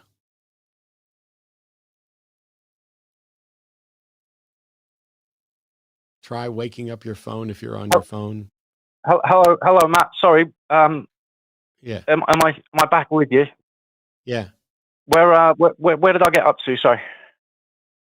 Well, Before I you had cut just out. finished talking about how perennialism isn't about the truth in religion, or the truth in religion, not of it, as if you took all the religions, you could find a common thread, and that thread is what you believe. And so Perfect. Yeah, that's exactly what I'm saying. Rather than describing all of that, which is empty, why not tell me what the thread is that you believe? Oh, sure. And why you're convinced it's true. Perfect. The simplest way to define the thread is to call it non-dual idealism, which I can further simplify to say that it's this idea of oneness, and that all is one, and furthermore that the nature of this oneness is mental. So the idea is that all is mind and all is one. Is an oxygen atom part of the oneness? Yes. Yes. How can that be? If it can't conceptualize, if you're saying that the oneness is mental and an oxygen atom isn't mental, how can that be? Okay, so an oxygen atom would be material, it would be physical, and the physical is the representation of the underlying mentation of the oneness. So, okay. Although it is one, we conceptually chop it up. You went with everything is one and it's all tied mentally. And I went to an oxygen atom, which you acknowledge is material and isn't mental. Yes, but I don't believe it has independent existence. And isn't capable of cognition, and so therefore cannot be a part of a one mentality. So how does it get there? Yes, but you believe an oxygen atom fundamentally exists from its own side, I assume? That you believe in this kind of materialist idea that something exists beyond I have awareness? no problem. I have no problem with the notion of something existing. I have notions with your thread of everything is connected mentally. Right. Okay, so the physical would be a representation. Connect the oxygen atom to the cosmic consciousness. Well, okay, my reverse question would be, does an oxygen atom exist from its own side? I already acknowledged, Paul, that I'm fine with an oxygen atom existing. I do not understand how an oxygen atom is part of a mental oneness. Why are you asking me the same question again that I've already answered? No, so you're fine with the oxygen atom existing from its own side, but I'm not. I'm saying that the You what don't we think call oxygen an atoms atom, exist? You don't think oxygen atoms exist? not fundamentally, no. I believe that the physical is representational. So it's part of a model. It's part of a conceptual model that we have, and that the underlying reality itself is like mental. simulation? Are you an advocate of like simulation theory, that nothing we experience exists, that we're all in a simulation? It's kind of similar to that, but not exactly. How do you Sounds prove like it? it. Because right now I have no problem with an oxygen atom existing, and you do. So one of us is currently less consistent with the scientific consensus on the world, for sure. I'm okay with the models. The models are fine. But just because a model is useful doesn't mean that it's correct or true. I didn't say it's true.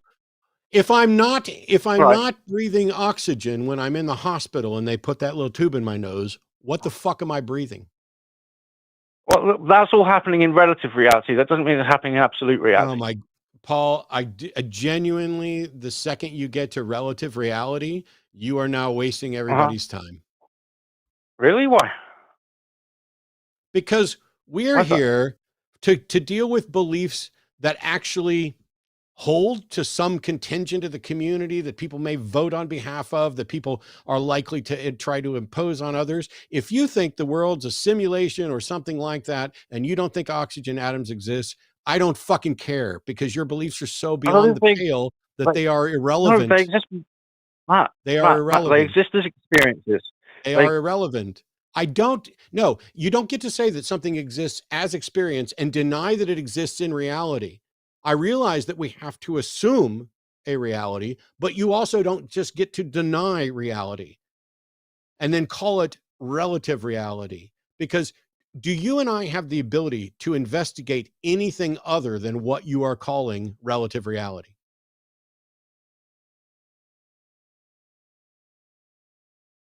No. The answer is no. Do you need help, Paul? You're still there. I can hear you. Last chance. I think your phone muted again. Hello? Yeah. Hello? Yeah. Hello, yes, you're back. Do you and I have the ability to investigate anything other than the thing you called relative reality? In terms of in terms of methodological naturalism, I'm totally fine with that. That we can. I didn't fucking mention methodological naturalism. Not by name. Paul, not by name, stop. did you? Stop. Do you and I have the ability to investigate any reality other than the one you are calling relative reality? Do we have access to anything other than that thing you're calling relative reality? Well, directly, the only thing we have access to is our own consciousness and its contents. And from that, we can theorize. Paul. Hello. Why are you answering yes or no questions with shit that's irrelevant? Yes or no? Do you and I dispute the premise. Do you and I have the ability to investigate any reality other than the one you are labeling relative reality?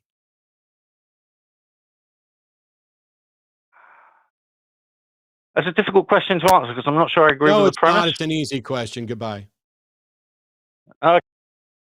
I am done with your esoteric bullshit.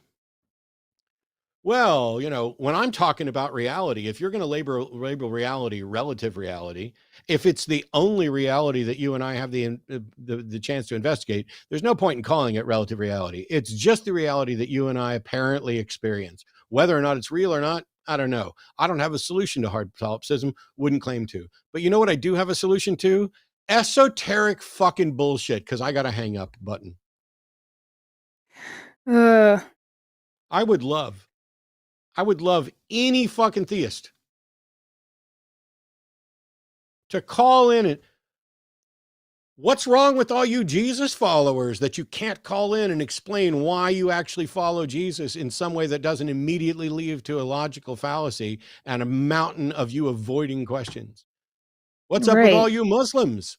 I've debated you guys, and the ones of you who are advocating for sexually consummating marriages to 4-year-olds. Have I beaten you guys down so much that you know that you're sitting here worshiping a religion created by a pederast? And now you're afraid to defend it. Where are you all? What the hell is going on? Here we go. Alexander, pronouns are they, them in California. Something about patriotism and religion. Alexander, you're on with Matt and Eve. Hey, I love you guys' show, by the way. I was sitting in church literally today. I'm a Mormon, and 2 of the 3 hymns, I do the quotes in air as if you can see me, were literally patriotic songs. And I'm sitting in church, listening to the rest of the congregation, most of whom I consider my friends, just sing these patriotic songs completely uncritically, without thinking about what's going on right now. Because I'm kind of a news junkie, not kind of. I'm a news junkie, and I'm like looking at what's going on in different countries, our involvement in them, and passive acceptance of it. And we're just sitting in church singing these songs, and I'm going, why? Why is this even in our hymn books? And I'm trying to figure this out, and I don't know. To be perfectly frank with you, I've never been particularly married to doctrine. That's not really my big thing there. It's more about community for me and a safe place for my kids. But my boys are off for the summer with their grandparents. I was there literally by myself, no other family members, just me and the congregation. And I'm just trying to figure out, why am I here? Why? Maybe you can help me. Was I misguided when I decided to do all this? And jump into this religion where I'm like, I don't know. Are you asking 2 former believers and current atheists if we think you were misguided when you became convinced of your religion? I don't even have to ask Eve. The answer is yes. We think you were misguided. Yeah. But we also acknowledge that we could be wrong. And if you, in fact, weren't misguided and had evidence for your beliefs, we'd love to hear that. But outside of that, yeah, I think I was misguided. I think you were too. It sounds like you're calling an atheist show to convince you to keep believing this stuff. And to me, that's your answer right there. Yeah, kind of. I don't know, because the people themselves are wonderful people. I love actually being at church and talking to people. And it just, when we get into these little things where I'm just like, it makes me question, wait, why am I here? Like I said, the doctrine's not a big deal with me. It's not. I don't. Do you have any hobbies? Yeah. Do you have any hobbies that you like doing? Yeah. Why don't you go to events and hang out with people? Yeah, why don't you go to those things and hang out with people that participate in those hobbies, where you don't have to hang out with people that believe things that you yourself seemingly are no longer believing anymore? You can find community in so many places. I found way better community when I left. So if your only reason for participating in an entire religion is for community, congratulations. You don't have to participate anymore, because that's a terrible reason to continue. Now let me try to convince myself of that. You can try to convince us if you want. We can go that way. Why do you believe in a God? Yes, I do. Okay. I've had okay, and which God do experiences. you believe in? Oh, I don't even know how to begin to answer that. The way I've always envisioned God is, to make it as simplistic as humanly possible, is like an amoeba in space. I've always imagined God as this collection of cosmic power that's just sort of connected to everything.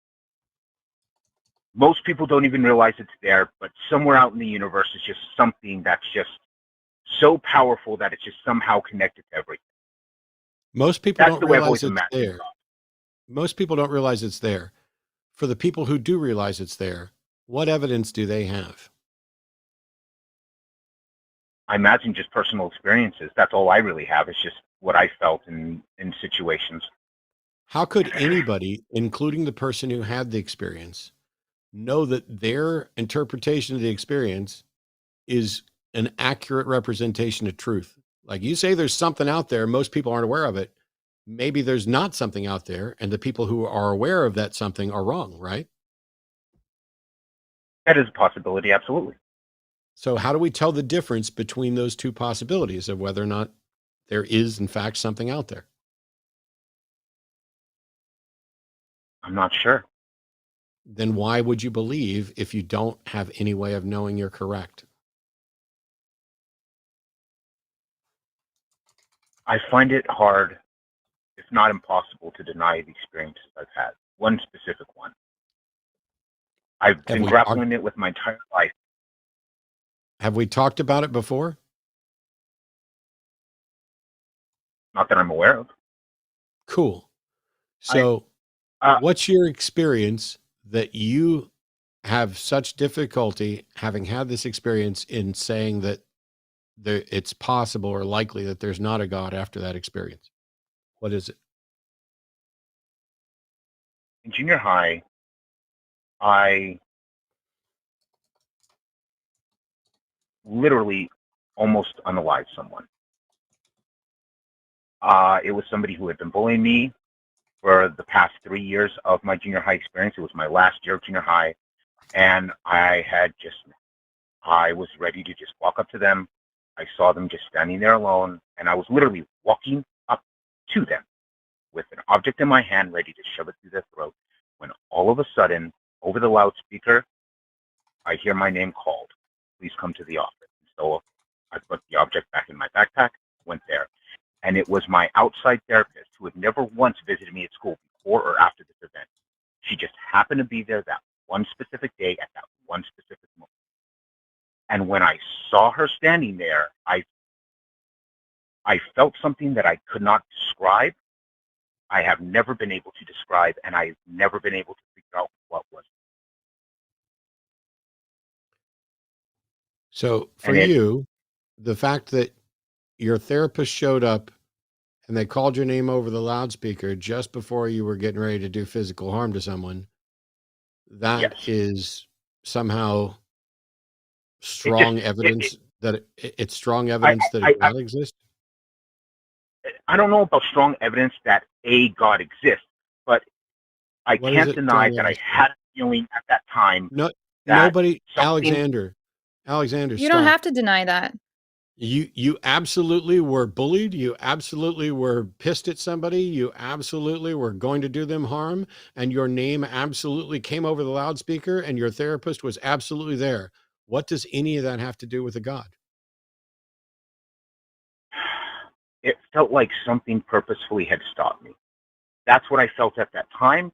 And I don't know why I would have felt that, especially if nothing exists. How or why would that have happened? You feel that because we're all pattern seekers, because part of you knew the consequences of doing harm to somebody. Part of you desperately wanted to be stopped, while part of you wanted justice. And those two parts were toiling. And when you were interrupted, it felt like somebody answered you as to which path was the correct path.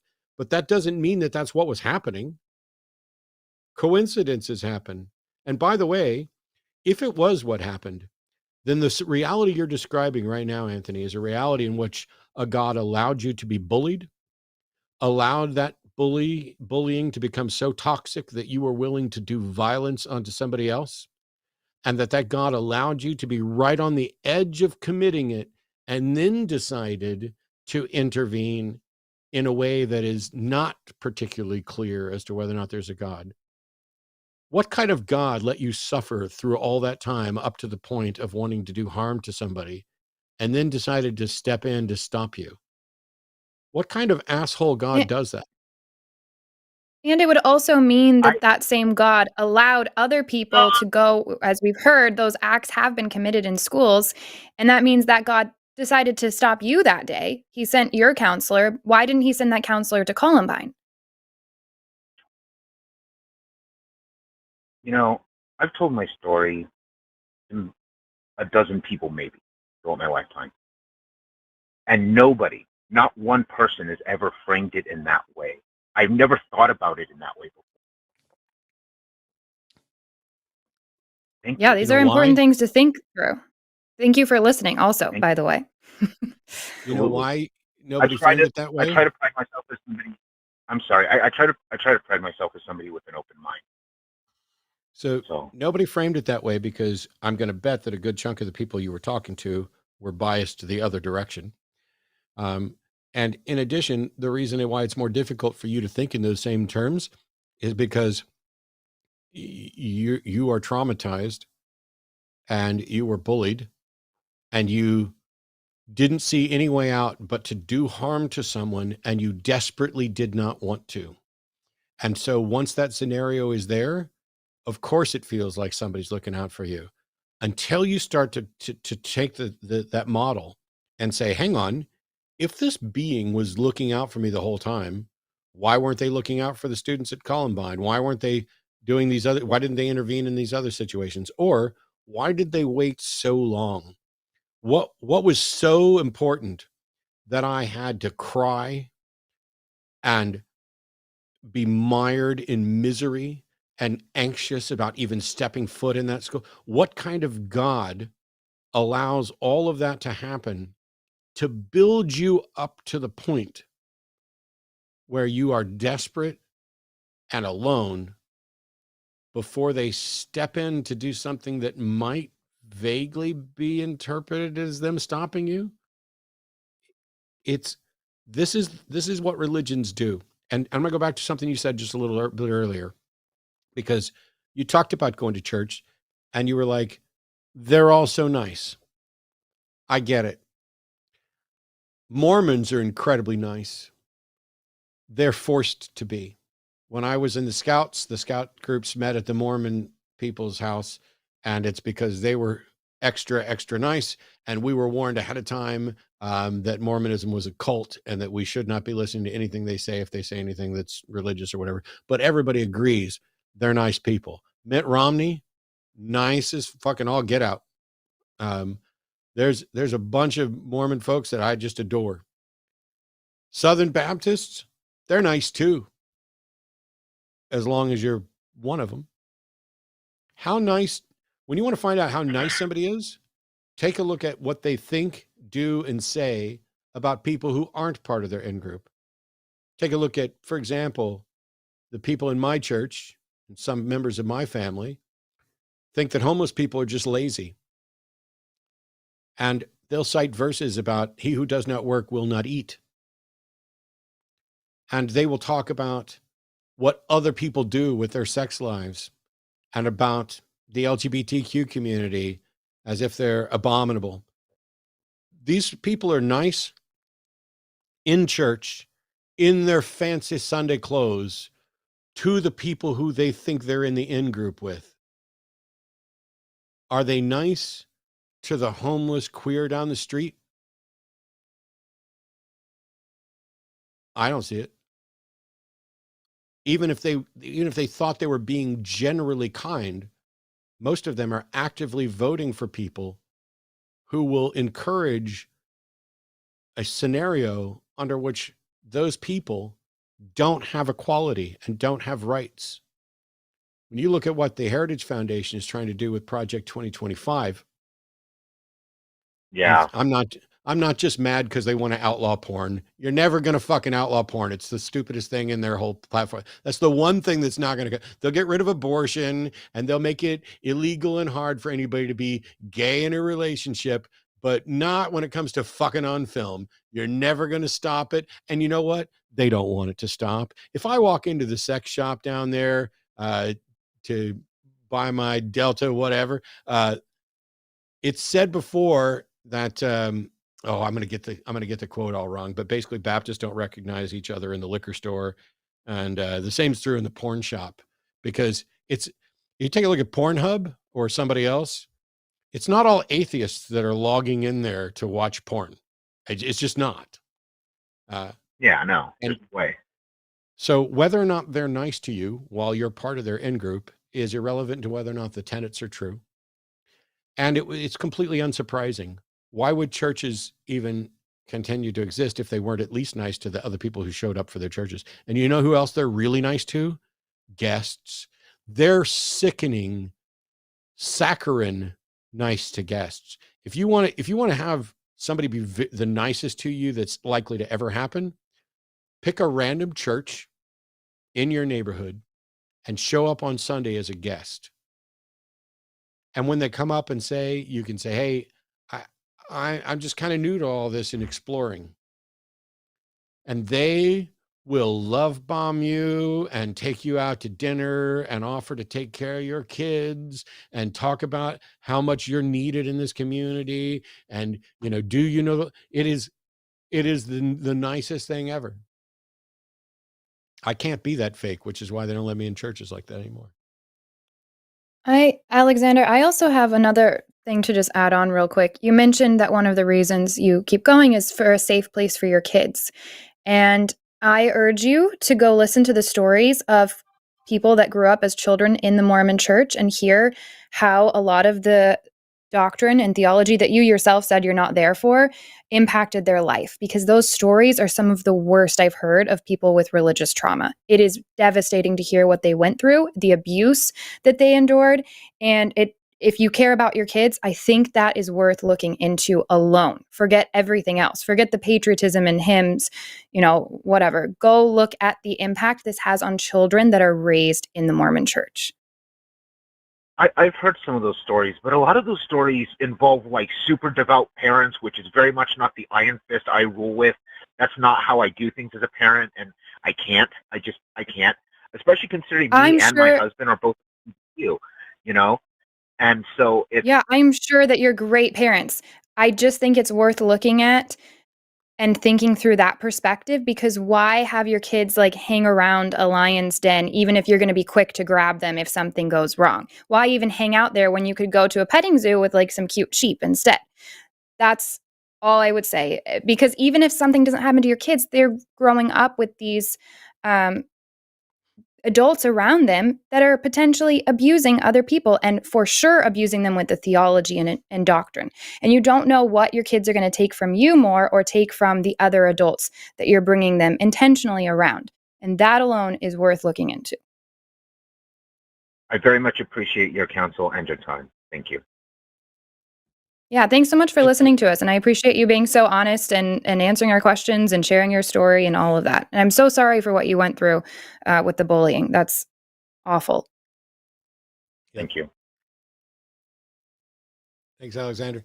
Also, the patriotism and the getting this worked into church. I remember watching the documentary Jesus Camp and sitting there going, wow, this is exactly like the church camps that I went to as a teenager, except we didn't have a big poster of the president that we put our hands on and prayed about. That wasn't part of I had that. what we did. See, we did not. That. And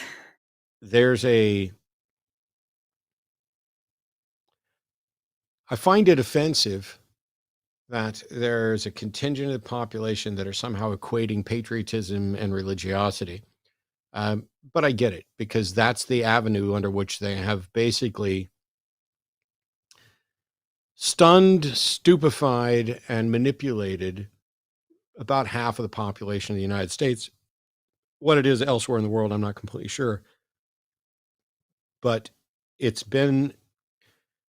may have been going for longer. It may be something that's happened from the dawn of time. But from my view, sort of a mid 1970s shift in tying patriotism and certain views to religions, and also extracting certain religious views from what is seen as truly patriotic. For me, dissent is patriotic. We were founded on dissent, and we're going to continue to break things and fix things, and dissent is the most patriotic thing. I have a whole box of United States flags downstairs in a cabinet. They exist for one purpose, and that is the next time some elected representative tries to push a flag-burning amendment or anything like that that would make it illegal to burn the flag, I will be burning those flags, recording it and filming it, and talking about how I'm an 8-year veteran of the military, and the long tradition of the United States not only should, but must allow me or anyone else to burn a fucking cloth. And the absolute ridiculous fear mongering that go, why how dare you disrespect the flag? Fuck you and your flag. I did 8 years in the military. I'm a patriot. But I'm not beholden to a flag. And as long as you guys are going to wipe your ass with the Constitution, I'll burn a flag. That's what's happening. The Supreme Court of the United States is wiping their ass with the Constitution. The Republican Party, the Heritage Foundation, all of these organizations are wiping their ass with the Constitution. I took an oath to defend the Constitution, not the flag, against all enemies, foreign and domestic. And the Supreme Court are now domestic enemies of the Constitution. But there's nothing that I can do about that other than continue to vote. I'm not in a position to take any action. I'm not sure anybody else is. I don't know how to necessarily defend this. And I'm not in any way advocating for violence. But when they listen to the Heritage Foundation saying, oh, this is the next American Revolution and it will be bloodless as long as the left allows it, I can guarantee you're going to fucking have to kill me. If you look at me and say, I'm going to come take over your country, I'm going to shit all over the Constitution that you defended, and this will be painless and bloodless as long as you allow it, I'm not allowing it. I don't know what to do. I don't know how to do it. But if you think the rest of us are just going to sit back and give up, move to Canada. Oh, we've thought about it.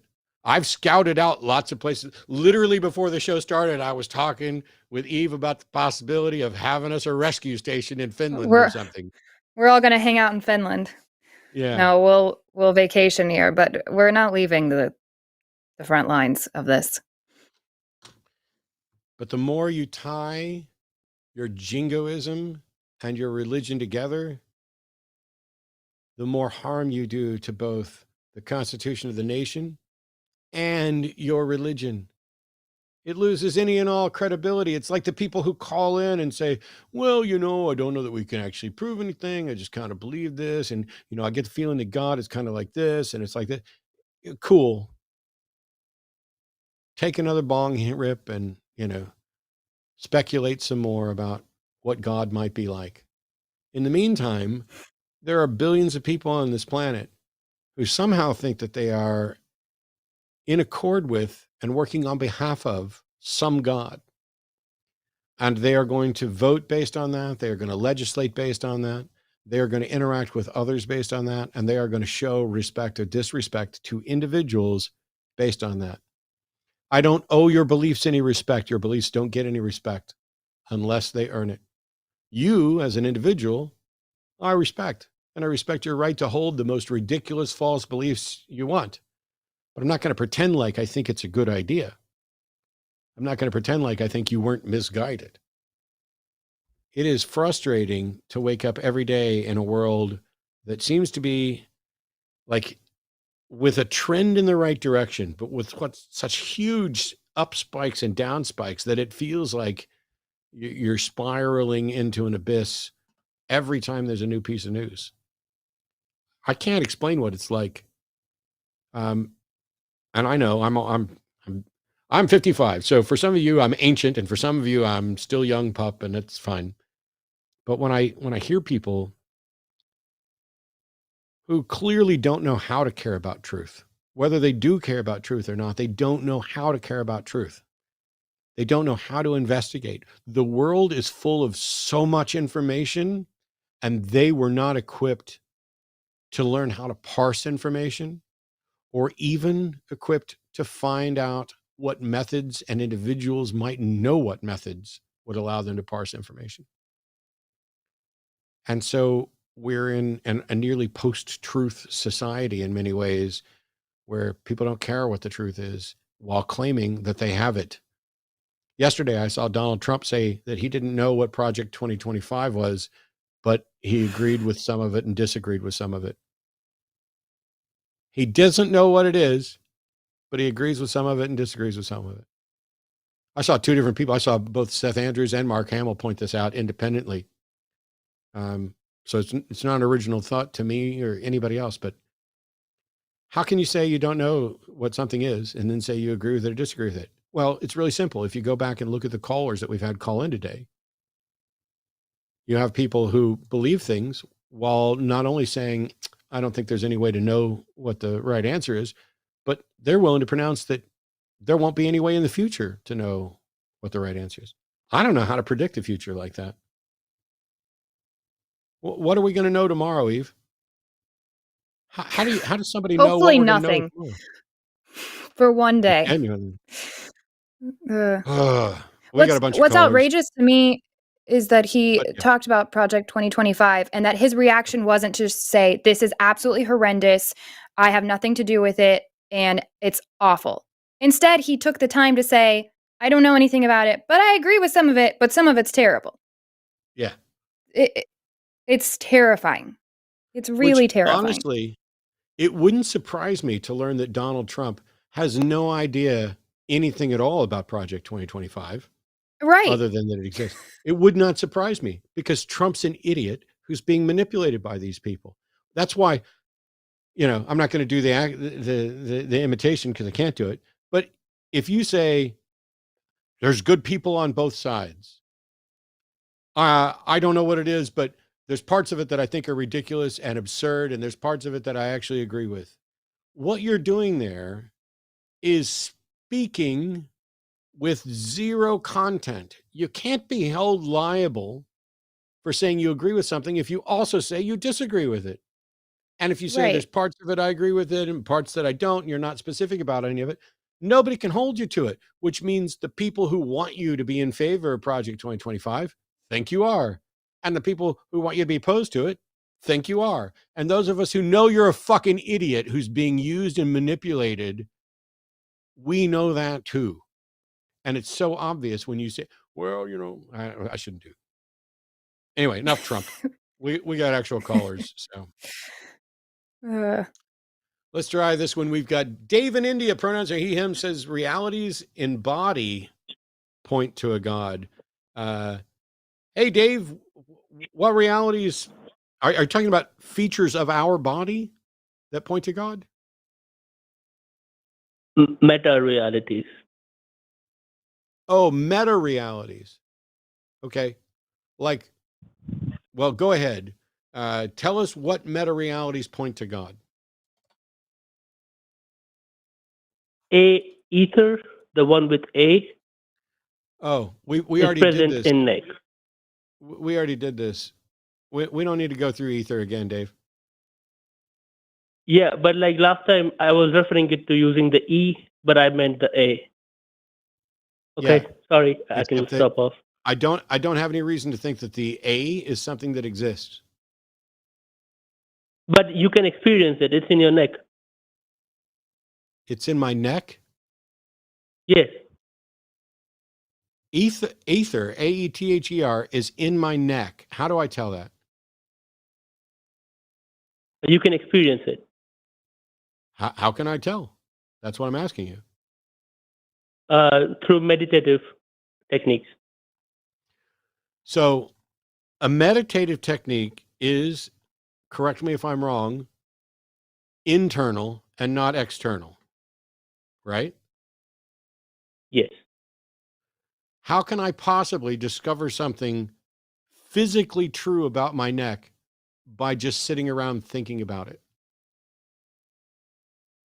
No, you don't have to think. You have to focus the mind on a particular. Here, Dave, subject. I'm sorry that I'm sorry I used the word think. I should have known that somebody who thinks that you can meditate your way to a detection of the ether would fail to get that. Okay. If meditation is entirely internal, introspective, if you are thinking at all, how does that detect ether in my neck? How does meditation detect ether in my neck? The brain is the biological structure present in your body. When it has life, there is mind separating from that brain, and that mind always stays up in the head. But if you do meditative practices, that mind will calm down and go to the stomach. So it's a literal flow of energy from your head to your body. You can call it consciousness or like awareness, but it literally A flows from your literal head flow to of your energy? stomach. Yeah. So you're saying it's literal? Yeah, it's Then a how do you literal flow of detect it? energy. So are Because you you saying can feel it someone, that are you saying that someone who's quadriplegic and can't move or feel or sense anything below their neck, what happens to get their energy down there? yeah, I'm talking about a normal functioning human being. Oh, Not so the about the anomaly. people without normal function are just screwed. They don't get to a way to detect ether? No, they do. They will also feel it, but I cannot have that experience how do because you their experience will be how do different. you detect ether, and how do you know that what you're detecting is in fact ether? Because there's a void created and you feel the emptiness.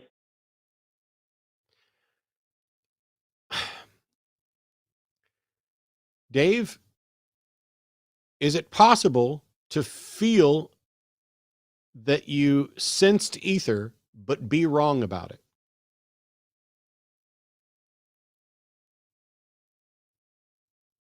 I can test it every time. It shows up every time. That's not what I asked, Dave. Is it possible for someone to think they have detected ether and be wrong?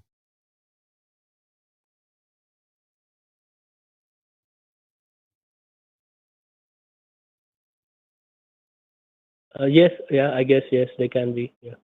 Okay. So How would let's you say make sure you're correct? Yeah. Person A has detected ether and is wrong, and person B has detected ether and is correct. How does person C know which one of them is actually correct?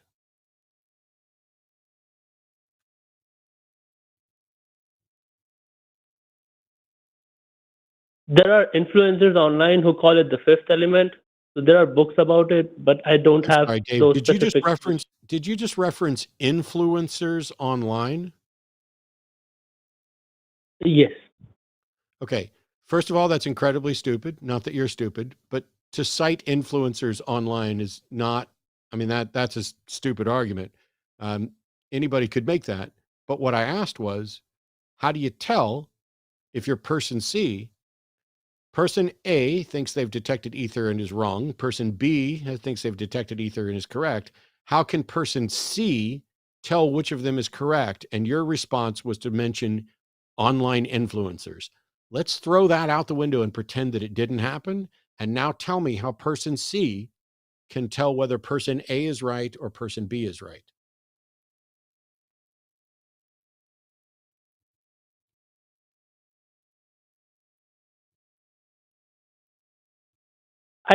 When I found it out, I didn't know that it was ether. And eventually, over a period of 6 months, through taking data, I learned it is called ether. And then I realized that it's ether. That's not an answer to my question, Dave. But let's assume you're person C. What's the data?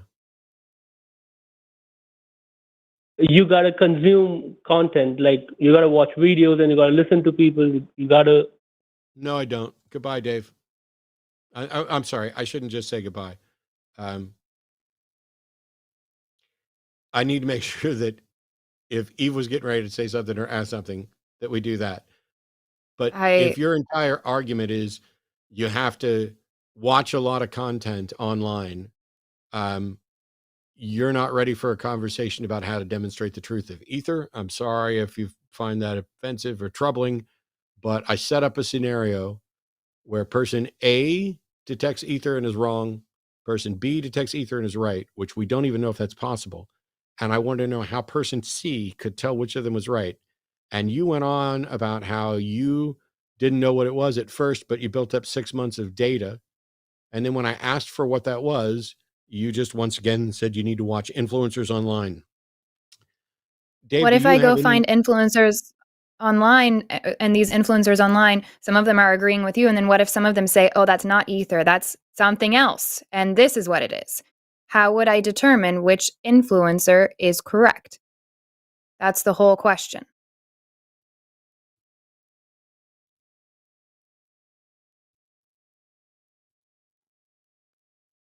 Dave? My experience is the fundamental truth. And then the data that I receive from the environment helps me understanding my experience. So my experience is the only truth that I can ever understand. But you're not Well, answering the that's question. How do you know that what you're experiencing, what data have you collected that shows the rest of us that it's ether in your neck? Yeah, so that's the thing, that I don't have specific like references from where I learned, but over a period of time when I kept on listening to different debates and different people, I finally learned that there is something called the fifth element. There is something called an ether. It is present all over the universe. It is also in your neck. You can also experience it. So I Do learned all of this. do you believe everything that any other person says and talks about? No. Why do you believe this? Okay, why not? Because this is an objective reality in my experience. No, oh my God, Dave, the phrase, "this is an objective reality in my experience," is the single most confused, self-contradictory sentence you could have possibly uttered right there. Something cannot be objective according to your subjective experience. We're asking you, how do you know this is true? And your answer was, I listened to a lot of people and they said there's a fifth element. Well, what if those people are wrong, Dave? Yeah, then I can be wrong too. Yes, that's correct. Yes. Okay. I concede So to how that. do we tell whether or not you and those other people are wrong?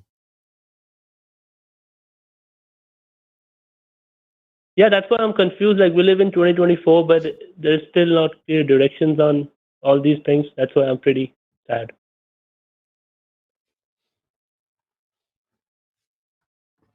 Okay. I'm sorry for your confusion, Dave. We're going to move on. Yeah, thank you. Thank you, sir.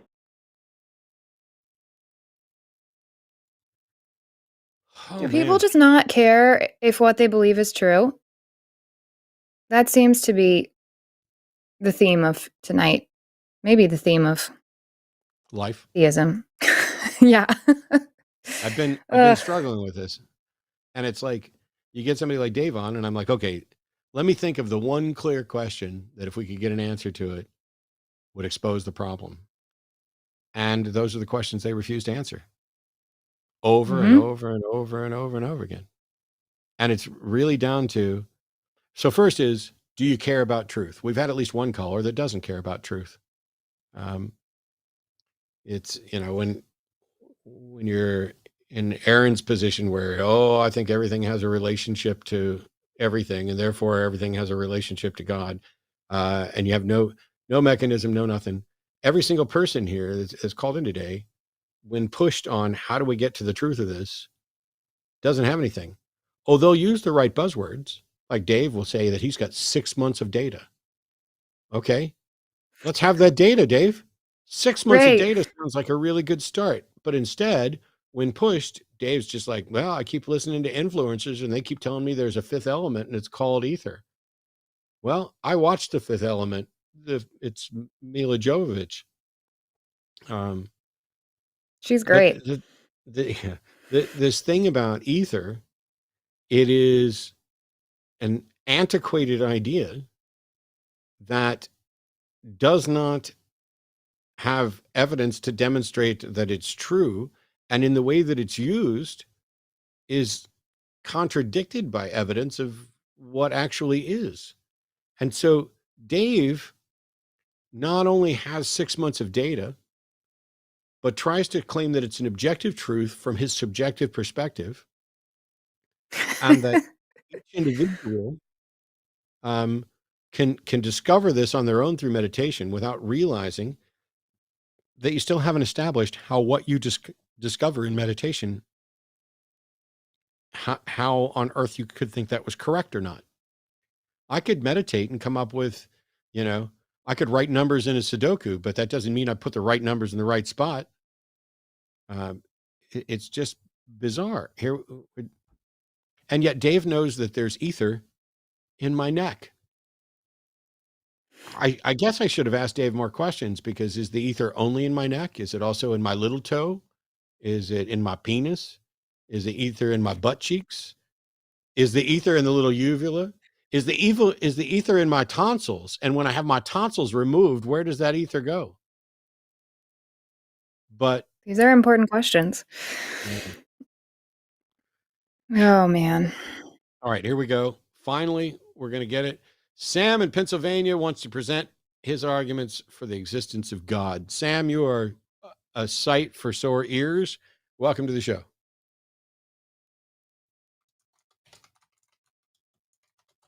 Uh-oh. Maybe.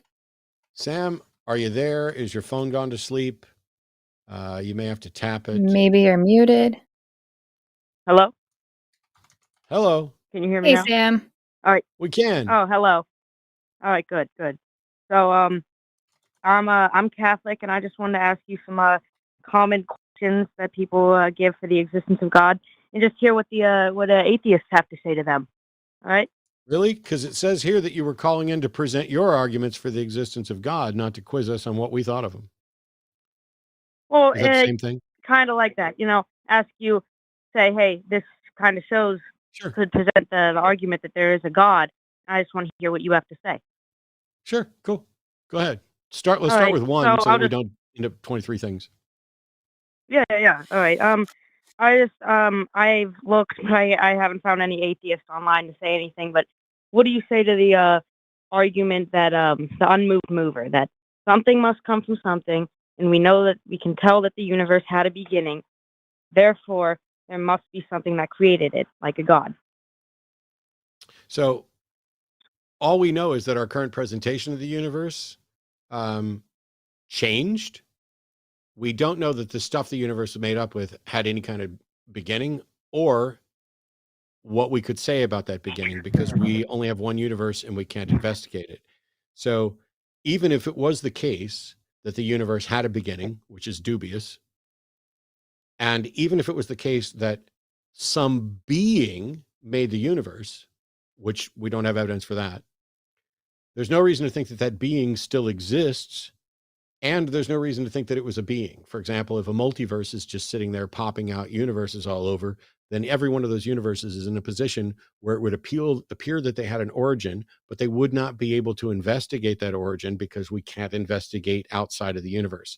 So the natural inference that, well, there must have been some kind of origin is fine, even though it's not necessarily correct. But the conclusion that therefore that origin must be an all-powerful, all-knowing, all-benevolent God who cares who I sleep with and who sacrifices himself to himself as a loophole for rules that he's in charge of, none of that stuff is worth believing.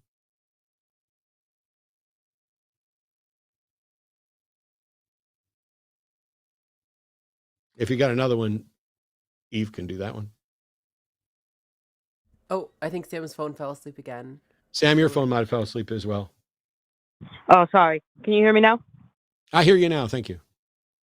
All right. Did you hear what I said beforehand? I didn't hear what you said at all after the argument or after my response.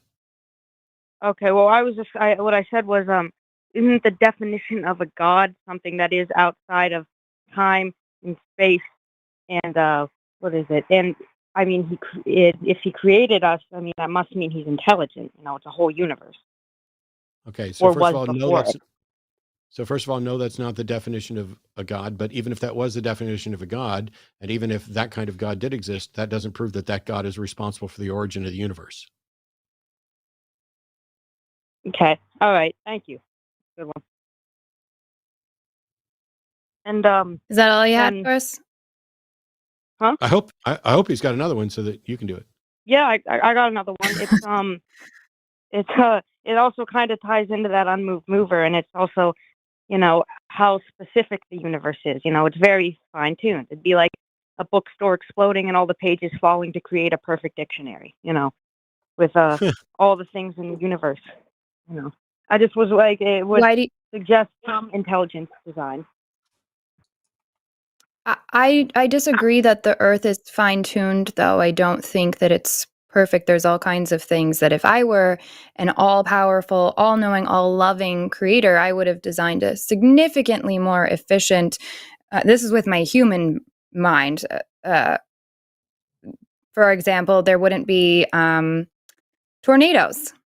I would take those away immediately, because that's not really helpful for human life. And if you believe that this creator created this earth and he fine-tuned it, then why would he have something like that? I'd start there with that. There's a lot to this fine-tuning argument, but I just can't agree that it's fine-tuned to begin with. Oh, okay. Well, I mean, to get into like why all the bad things happen, I would have to get into Christian theology, such as, you know, original sin and all that. And I think you've heard everything under the sun, but I don't want to get into that. But I will say, like, there's things like tornadoes, but humans also, you know, there's also very other specific things, like humans were able to evolve from like single-celled organisms. Everything. Why would the ability of humans to evolve be an argument for God?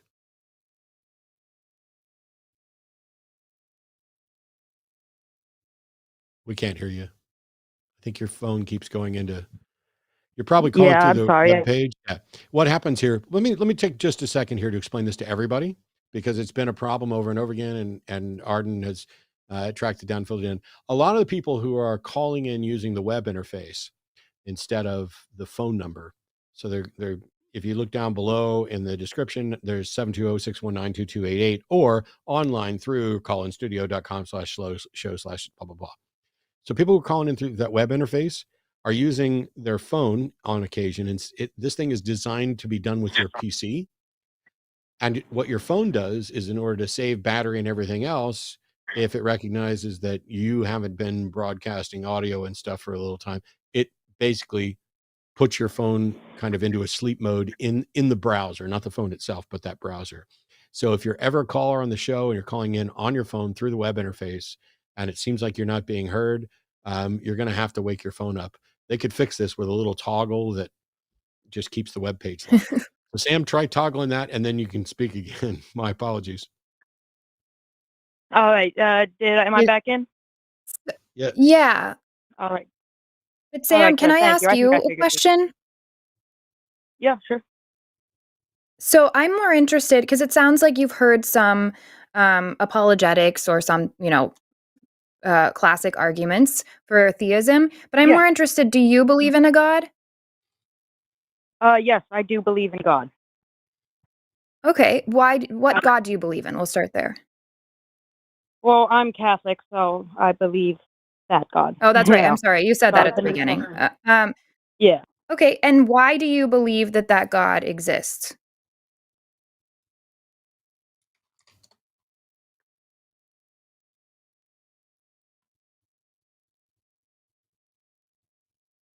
Uh-oh, Sam, you might have to toggle your screen again. Oh, sorry. Am I back? Yeah. Yes. So why do you believe that God exists? Well, I have heard arguments like the ones I'm presenting, and I've I've reasoned with myself, and I was actually an atheist for a bit, or more like an agnostic, I'll say. I thought, well, I can never know, but I think I reasoned with myself a bit, and I said, you know what? I think I think I can more believe in God, and I said I don't want to have faith, I want to have reason, and I wanted to reason it. So I looked a while, I've listened to a lot of debates, I've heard all the arguments, and I think I believe in God. And I think I have come to Catholicism. And I've heard the life of Jesus, I've heard his miracles, and the eyewitness accounts, and the historical records of it. There are no eyewitness accounts of Jesus stuff. There's no eyewitness, yeah. There were 500 people who saw him after he rose from the dead. I know you don't believe he did that, but there was. Why do you believe there were 500 people who witnessed it?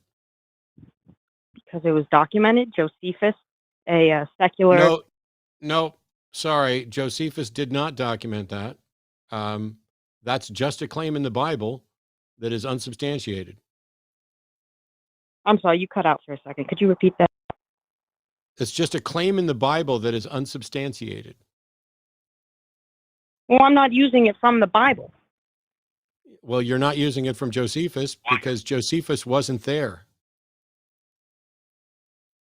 Are you sure? He documented it. Josephus wasn't We don't have alive. All right. Well, I must have read from the wrong book.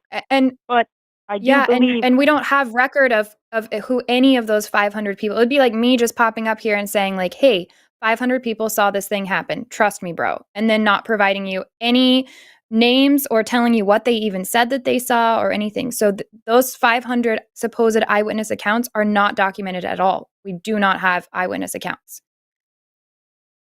Okay, but there were the disciples who were there, who Okay. then, as you know, Hang they on. got totally murdered, most of them. So there were disciples. How many of them do we have direct information from? I'm sorry, what do you mean by direct information? Like, I'm sorry. How many of them do we have firsthand accounts of their story? Of their story? Well, I would say the Bible, but that's not exactly a good source because it's just claiming something's true. The thing is true. Yeah, but it the can't thing be is, from the Bible. So we don't have an account written by Jesus. We don't have an account written by any of the disciples. And even if we did, would a firsthand account be sufficient to conclude miraculous claims? Like, how much evidence should one have before they believe that someone rose from the dead?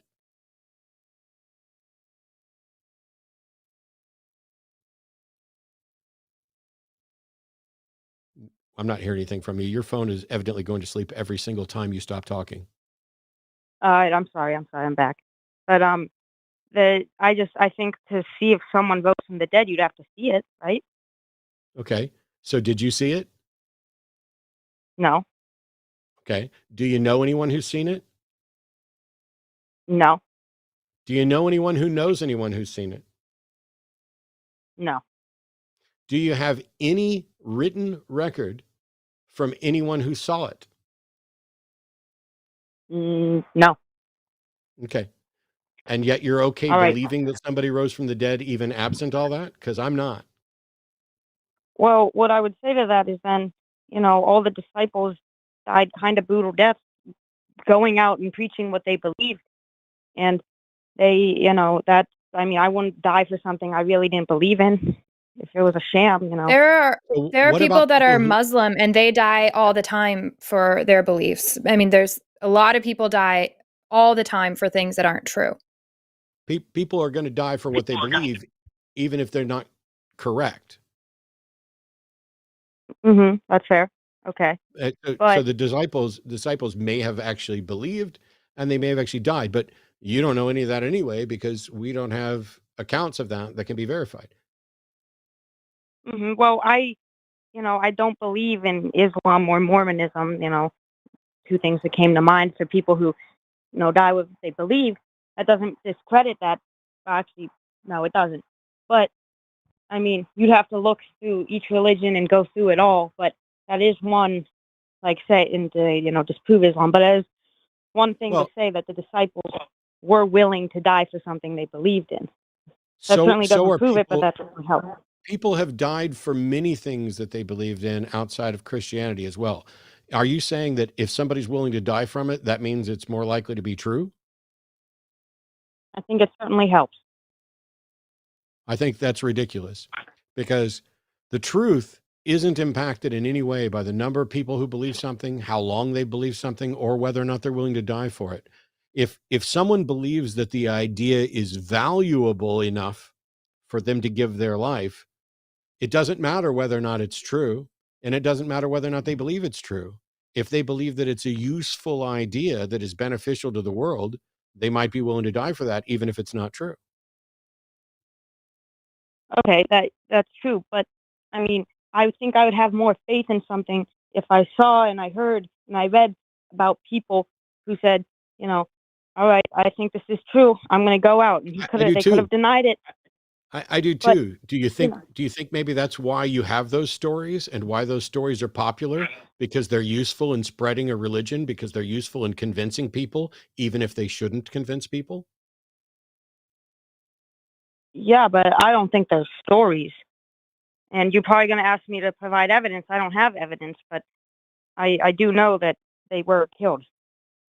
And I'm sure there is some document out there. I'm not can't doubting find that. it. We've already acknowledged that the martyring of the disciples and the saints. We've already acknowledged that.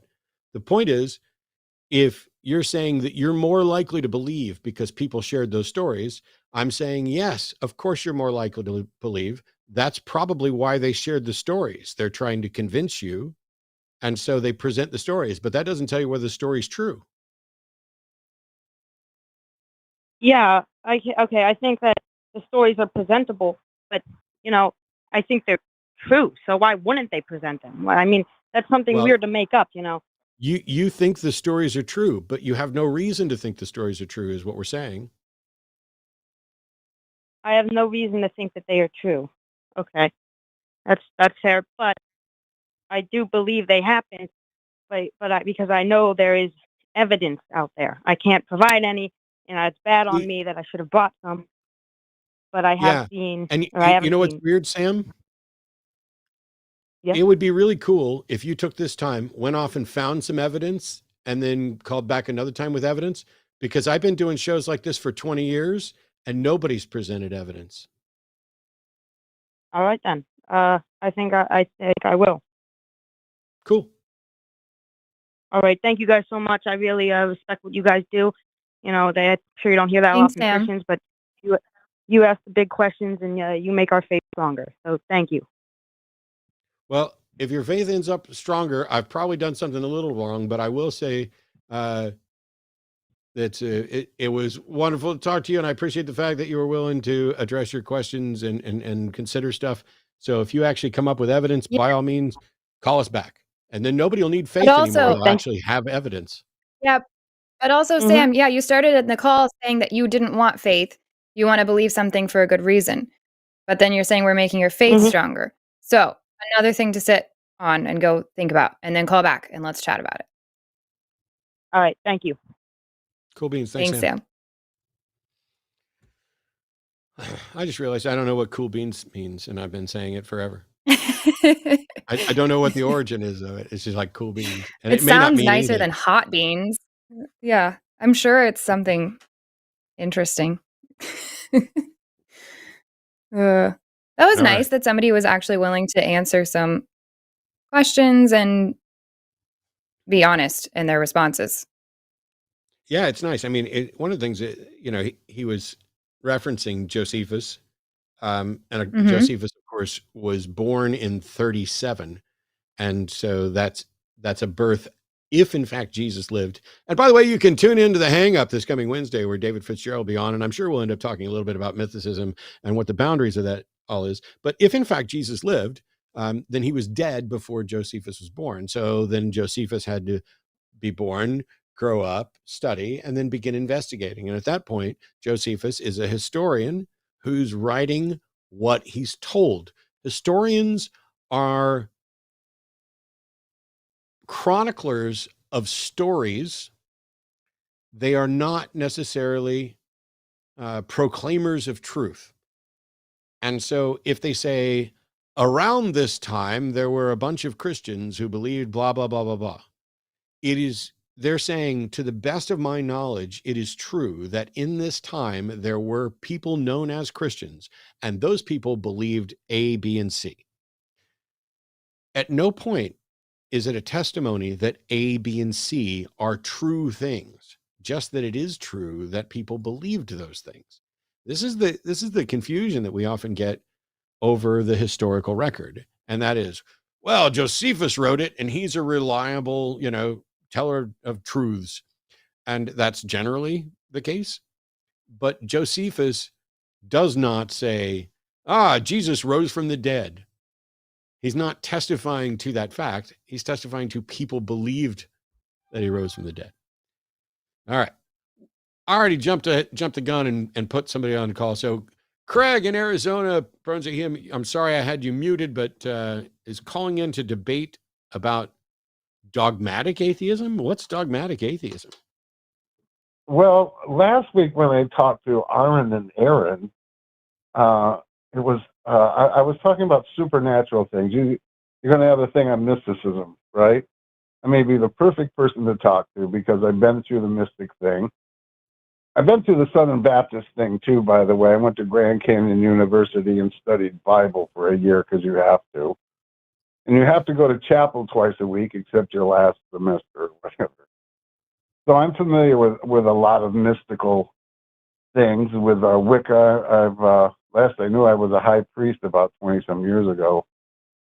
And I'm a high mucky muck in the Golden Dawn, and I'm still a non-believer. I don't believe in any of the gods that are advertised. You know, the Christian God, there isn't all of that. Yes. Craig, what's this have to do with dogmatic atheism? I don't need a life story or book report. Okay, I'm sorry.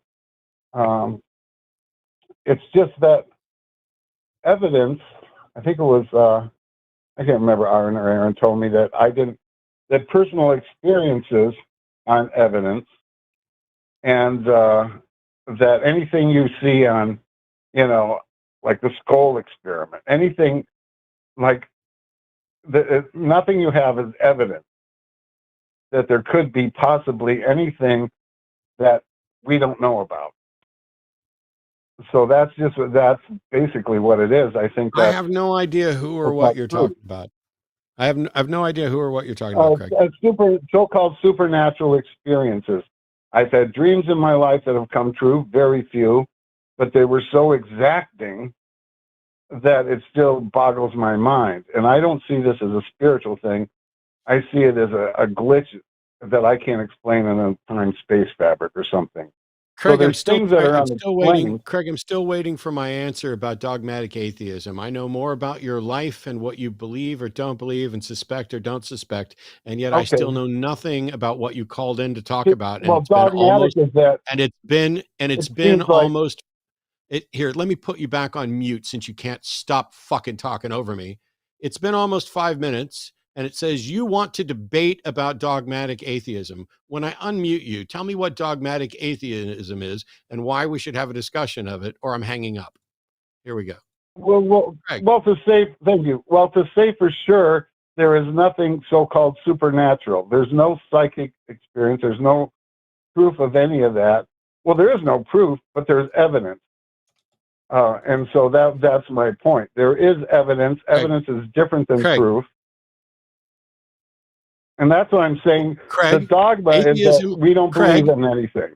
Craig, atheism is about whether or not there's a God. It has nothing to do with whether or not there's something supernatural. Even if someone was asserting that there's nothing. Would you shut up and stop fucking interrupt? I tell you what, I'm going to hang up on you. You say one more fucking word till I'm done. So, you said you wanted to debate dogmatic atheism. I'm not advocating for dogmatic atheism as you describe it. The way you describe it is ridiculous. It has nothing to do with atheism. I'm not even advocating for dogmatic supernaturalism. What is the point that you would like to discuss, Craig? Because I don't see any reason to discuss any of this with you. Well, I mean, that was the point that, you know, there's this maybe element, maybe, but there's no proof that there isn't a God. There's no proof that there is a God. I don't believe in God. You don't believe in God. Eve does not believe in God. But I think that it shouldn't always extend to nothing supernatural or psychic or anything exists. That was a dogma I got from Aaron and Aron. I don't get this from you, Matt. So, you know, and I've watched you for many And maybe years. you should fucking call them and stop wasting my time. There we go. It's incredibly frustrating. I know there's a bunch of people out there that are like, wow, that was really harsh, Matt. Why that way? Because first of all, in the same way that the other people who host shows on here are rightfully annoyed every time some dipshit calls in to tell them about a conversation they had with me, they should be upset. What conversation I had with somebody is completely irrelevant to what conversation you had with them. If you have a problem with something that Aron said or Aaron said, call them. Do not fucking call me. I'm here with Eve right now. If it was something that Eve had said, then maybe it would be relevant to then we could talk about it. But it wasn't. But the only thing, But how? Yeah, exactly. The dogma. He was trying to reference what he's claiming. Aron or whoever has some sort of a dogma that has nothing to do with atheism. So to put those two words together and say that's dogmatic atheism. Just because somebody is an atheist and has a perspective does not make that perspective atheism. Atheism is the lack of belief in a God. That's it. It's the only thing we all have in common off the bat. Very frustrating when we're accused of having, well, atheists think this because Matt thinks that. No. The only thing that you can 100% know, Matt and I agree on, knowing that we're both atheists, is that we don't believe there's a God. That's it. Yep.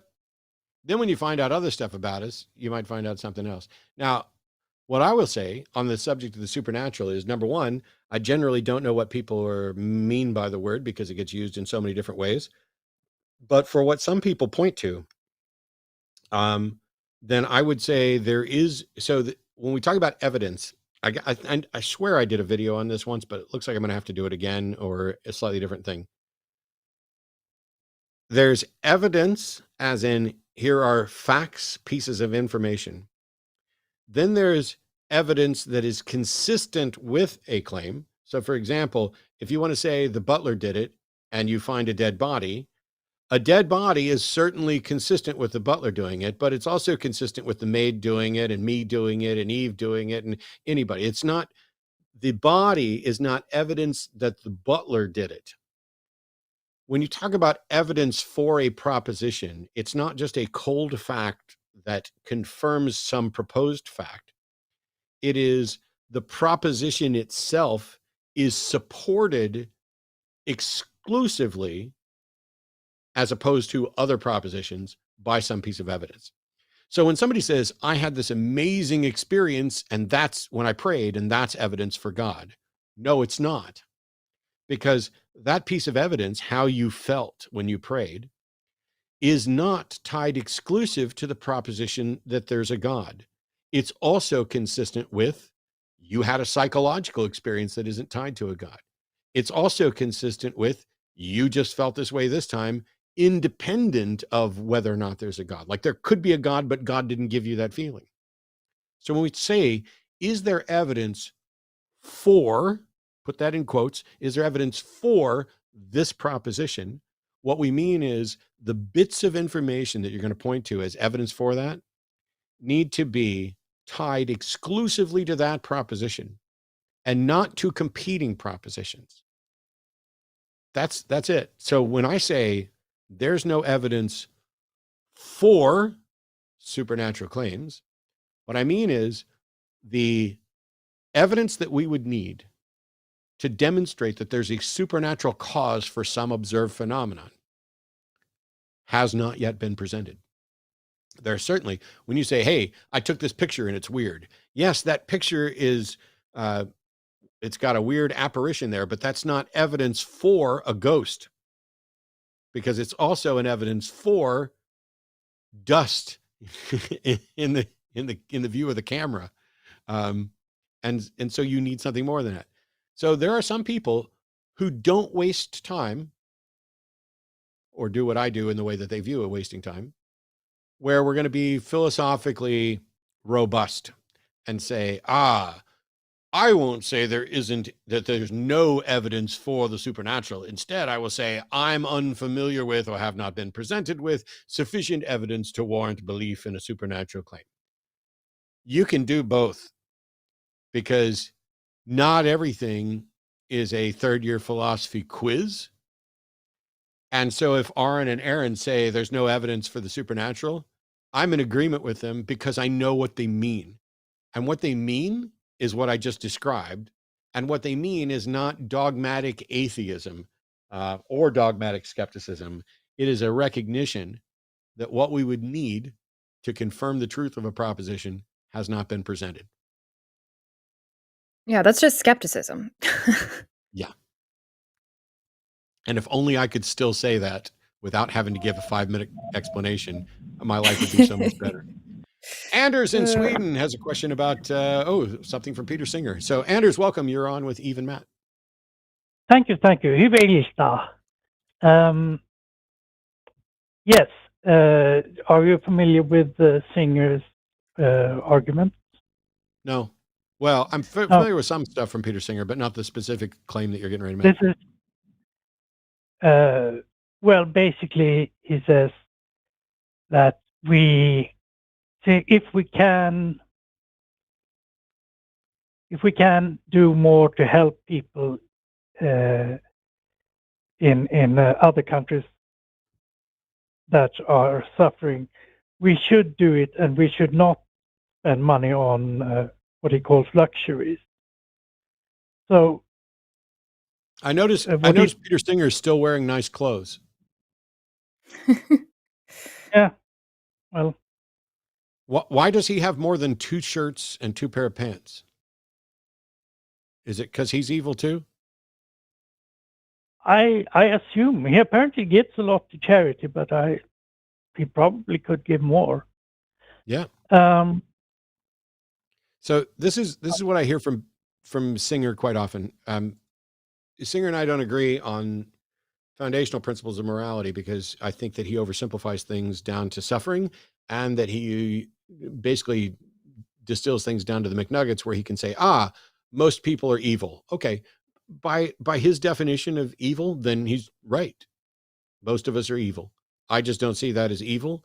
And I'm not so short-sighted that I say, there's this notion that if you have any extra resources that you are not currently using, it is immoral for you to withhold them from other people.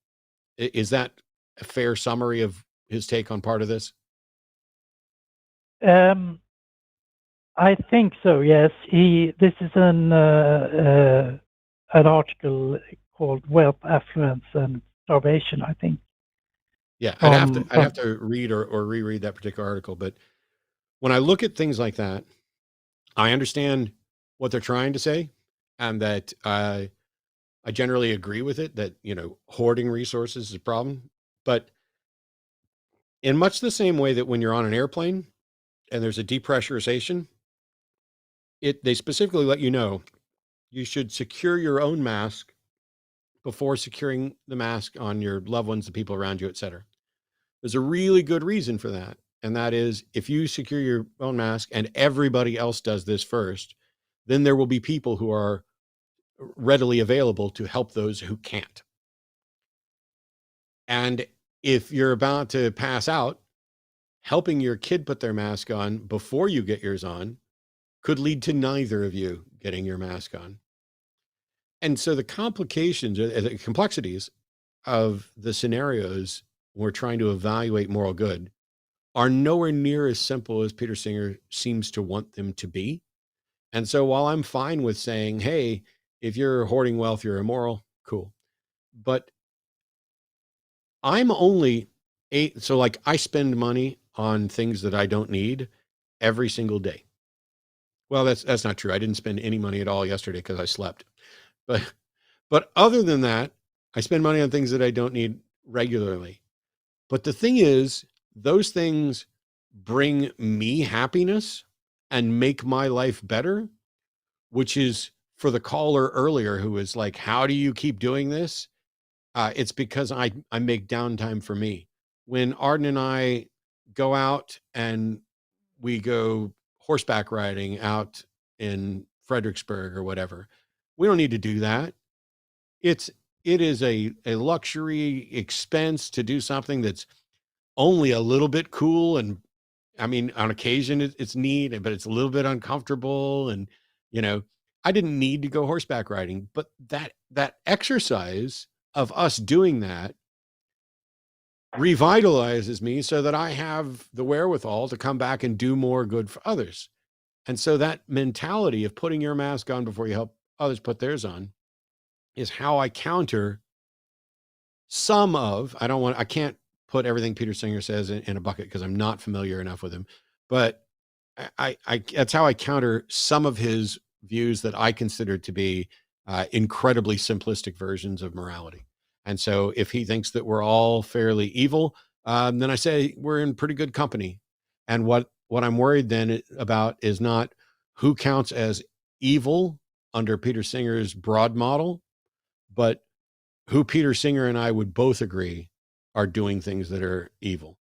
And I don't look at people as evil. I look at things as evil. So if Peter's actually looking at people and going, "You are evil," as an assessment of their character, then he and I are dramatically different, because I view what people do and say as being evil. I don't view the people as being evil. Okay. That's a good answer. Thank you. Eve, do you have anything to add? Yeah, I don't think I'm familiar enough with Peter Singer's arguments to know. I appreciate you asking me. If the argument really is that everyone is evil, then my first question is, how are we defining evil? Because that's a subjective, it's an adjective. It's like we can make it mean anything. And like Matt said, maybe I would agree with him depending on what his definition is.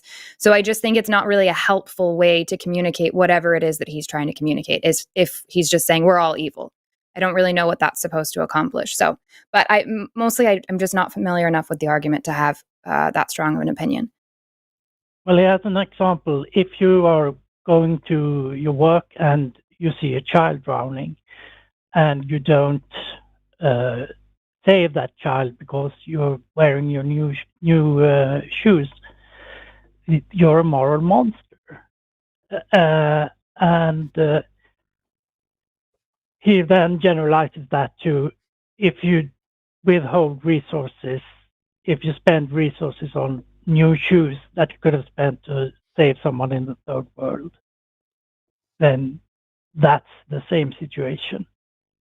And I'm doing Except it's not the same situation, and that would be my issue. See, yeah, I don't have any work to do here today. Eve said exactly what I was going to say, which is this example that I've heard from Peter before, where you're headed to work and there's a young girl drowning, and you decide not to save her because you're wearing your new shoes. That is an incredibly dishonest way of arguing, because I'm pretty sure that the overwhelming majority of people would look at someone who walked past a drowning girl and said, I don't want to rescue her because I got my new shoes on. All of us would agree that person is a monster. All of us would agree that that person, by their inaction, is engaged in immoral inaction. At least of which is, you could have taken your fucking shoes off, but also your shoes aren't as valuable as that life. But he takes that example and then tries to extend it and expand it to, if you have any resources that, maybe there's not somebody drowning right there next to you. First of all, in some cases, if you look over and the person's drowning, but there's a lifeguard that's already jumped in to potentially save them, or several other people are jumping in, one more person jumping in could be more than just damage to your shoes. It could be too many cooks have ruined the bra type thing. But he expands this, taking an intuitive stance that we have, and without analyzing what exactly we consider wrong about it and why, just wants to expand that via analogy to a broad, well, we're all kind of evil. Well, if in fact we're all kind of evil, let's just say for now, Eve and I will both concede that we are all evil, as long as Peter Singer will concede that we're not all equally evil, and that some people who are doing dramatic amounts of good are so vastly superior to the people who are doing dramatic amounts of evil that it's probably not productive to call those people evil. Okay. That's that's a good argument. I hope so. If not, Peter can call me. Related and unrelated. Does your wife know that you have a relationship with the unicorn? She does now, because she's producing the show down from the other room. So she heard me say it. I'm rooting him on. Go get it, baby. There you go. She's in my corner. Okay. Thank you so much. Have a pleasant day, and I hope that Trump does not become president. Yes, I am with you there, Anders. Thank you so much. And if you could go over to the click the like button, the subscribe button, the join button. You can go to linemerch.com and find all kinds of cool stuff. You can also go to patreon.com/call the line, or for me, patreon.com/atheist debates. And for Eve, where can you find me? I'm on Instagram. Unfortunately, I'm on TikTok, and really unfortunately, I'm on Facebook. That's where the exciting conversations are happening. And I know that my top fans, the theists that are on my Facebook page, are watching right now, and you guys didn't call. So next time, I'm expecting that. we've got one more caller that's gonna wrap this up real quick. But yeah, it's disappointing how when given the opportunity, they don't take it. And it's like, I'll get into a very brief conversation with somebody on Twitch or not Twitch, on Twitter, where they'll say something outrageous. I'll call them out. They want to start a back and forth. It's an argument. I'm going to be like, no, I'm not going to have a lengthy debate on Twitter. It's just not designed for that. But I do multiple shows every week, and you can call in. And as long as you're just going to be honest and answer questions, I've said before, listen to what they don't answer. But in addition to listening to what they don't answer, in the same way that Eve and I pointed out to that caller, why did God stop you, but not the people of Columbine? And why did God let it go on so long and all this other stuff? It's one thing to be like, it's the twist on a bus full of school children slams in, off a bridge, and 3 children miraculously were saved by Jesus while 42 others died. What? Wait a minute. How? What did you? What kind of crap mental gymnastics goes on in your brain to make you count it a miracle that 42 kids died and that the 3 were miraculously saved? I mean, why not just not allow that incident to happen in the first place? And so my favorite is when the house burns down and the Bible is left, but the people lost their entire home. Yeah. We lost everything, but we got to keep this book that you can get for free in every hotel room. Luckily, when we got to the hotel room, because we no longer had a fucking home, there was an extra Bible in the drawer already. So it turns out the one thing God decided to save was the thing we needed least, because we were going to get one for free no matter what. Hotel Bible. Yep. All right, let's bring Michael on here. Pronounce him from California. Wants to talk about the psychology of belief. Ooh. You're live, Michael. Hello? Yep. Hey, Michael. What's going on, you guys? Hey, thank you for having me on. I really appreciate it. So I want to preface this by saying that I'm deconstructing and I'm on my way to atheism. So I would hope that you guys help me on this journey of discovering who I am. No problem. Those are some big shoes to fill, but first of all, if nothing else, you need to look up recoveringfromreligion.org, because if things don't go quite the way we're expecting right here, and we're having some real weird audio issues with you right now, but by all means, learn about recovering from religion. But go ahead, tell us what you got. Yeah, so I'm deconstructing and I'm on my way to atheism, and so I was hoping that you guys could help me on this journey. I'm interested in the psychology of belief. I'm interested in how and why people convert and deconvert. Some famous examples of people converting would be Ayaan Hirsi Ali, Russell Brand, and then some examples of deconversion would be Christy Burke on YouTube and Brandon from Mindshift on YouTube. Yeah.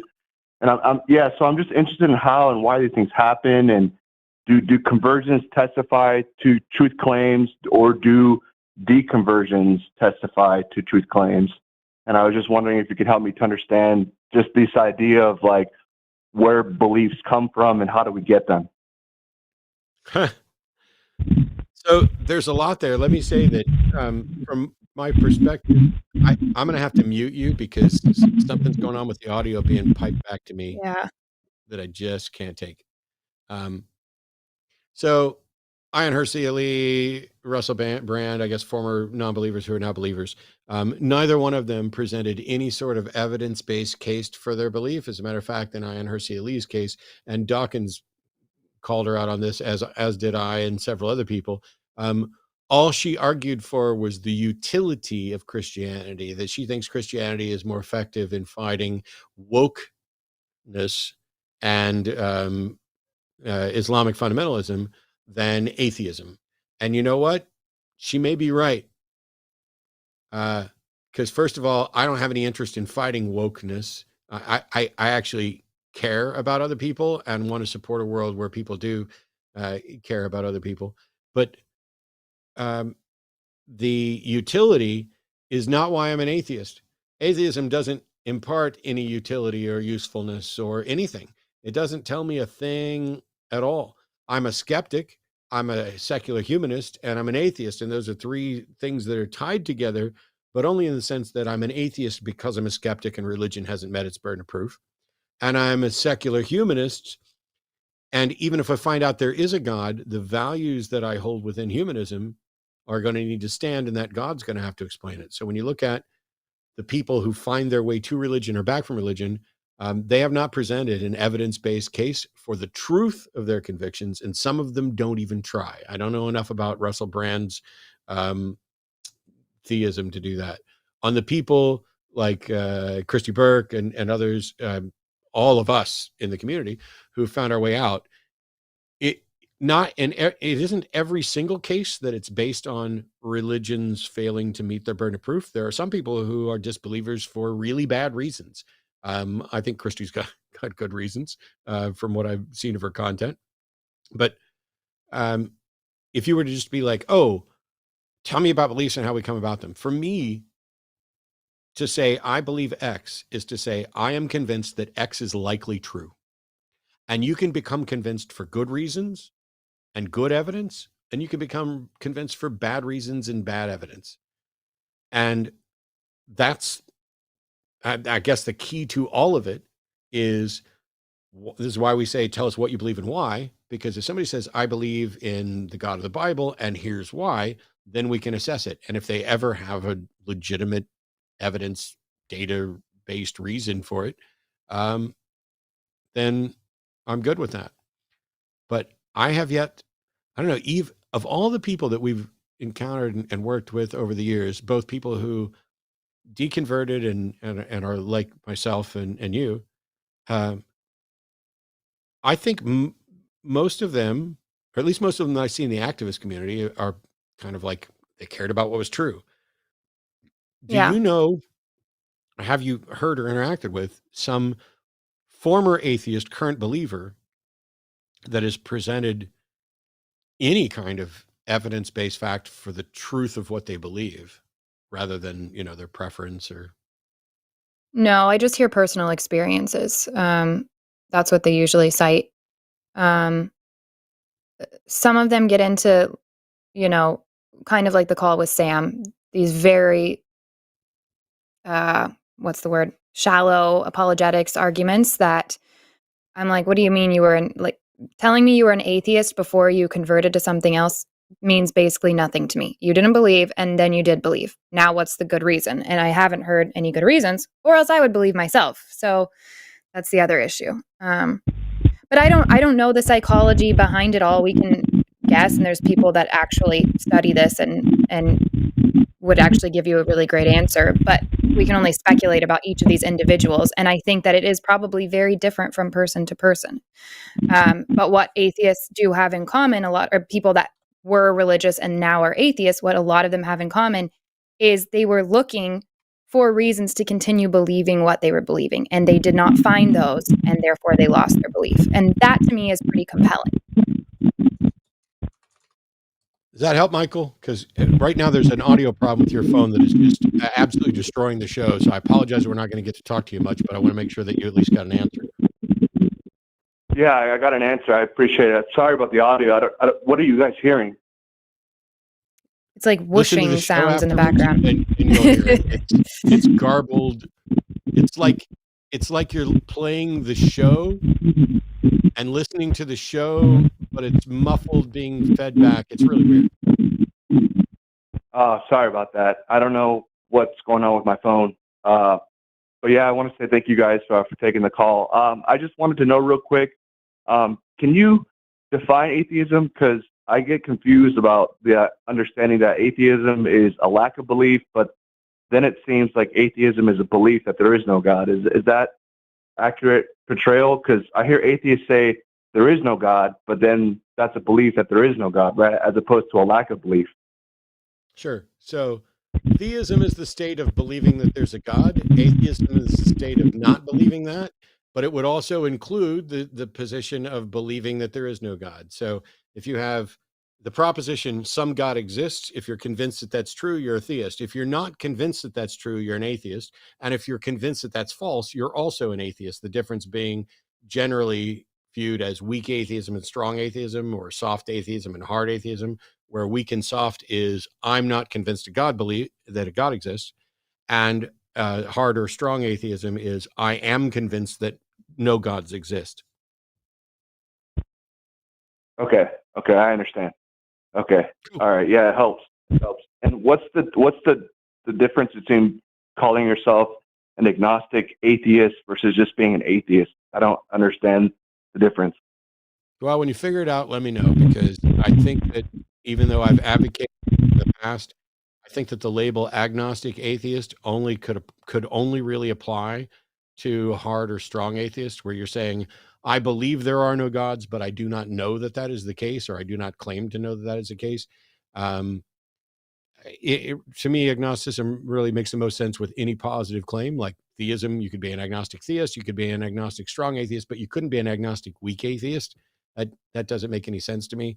The biggest thing to make sure you leave with is that agnosticism doesn't fucking matter. It is not a middle ground between belief and it is irrelevant, because if somebody says, are you convinced that a God exists?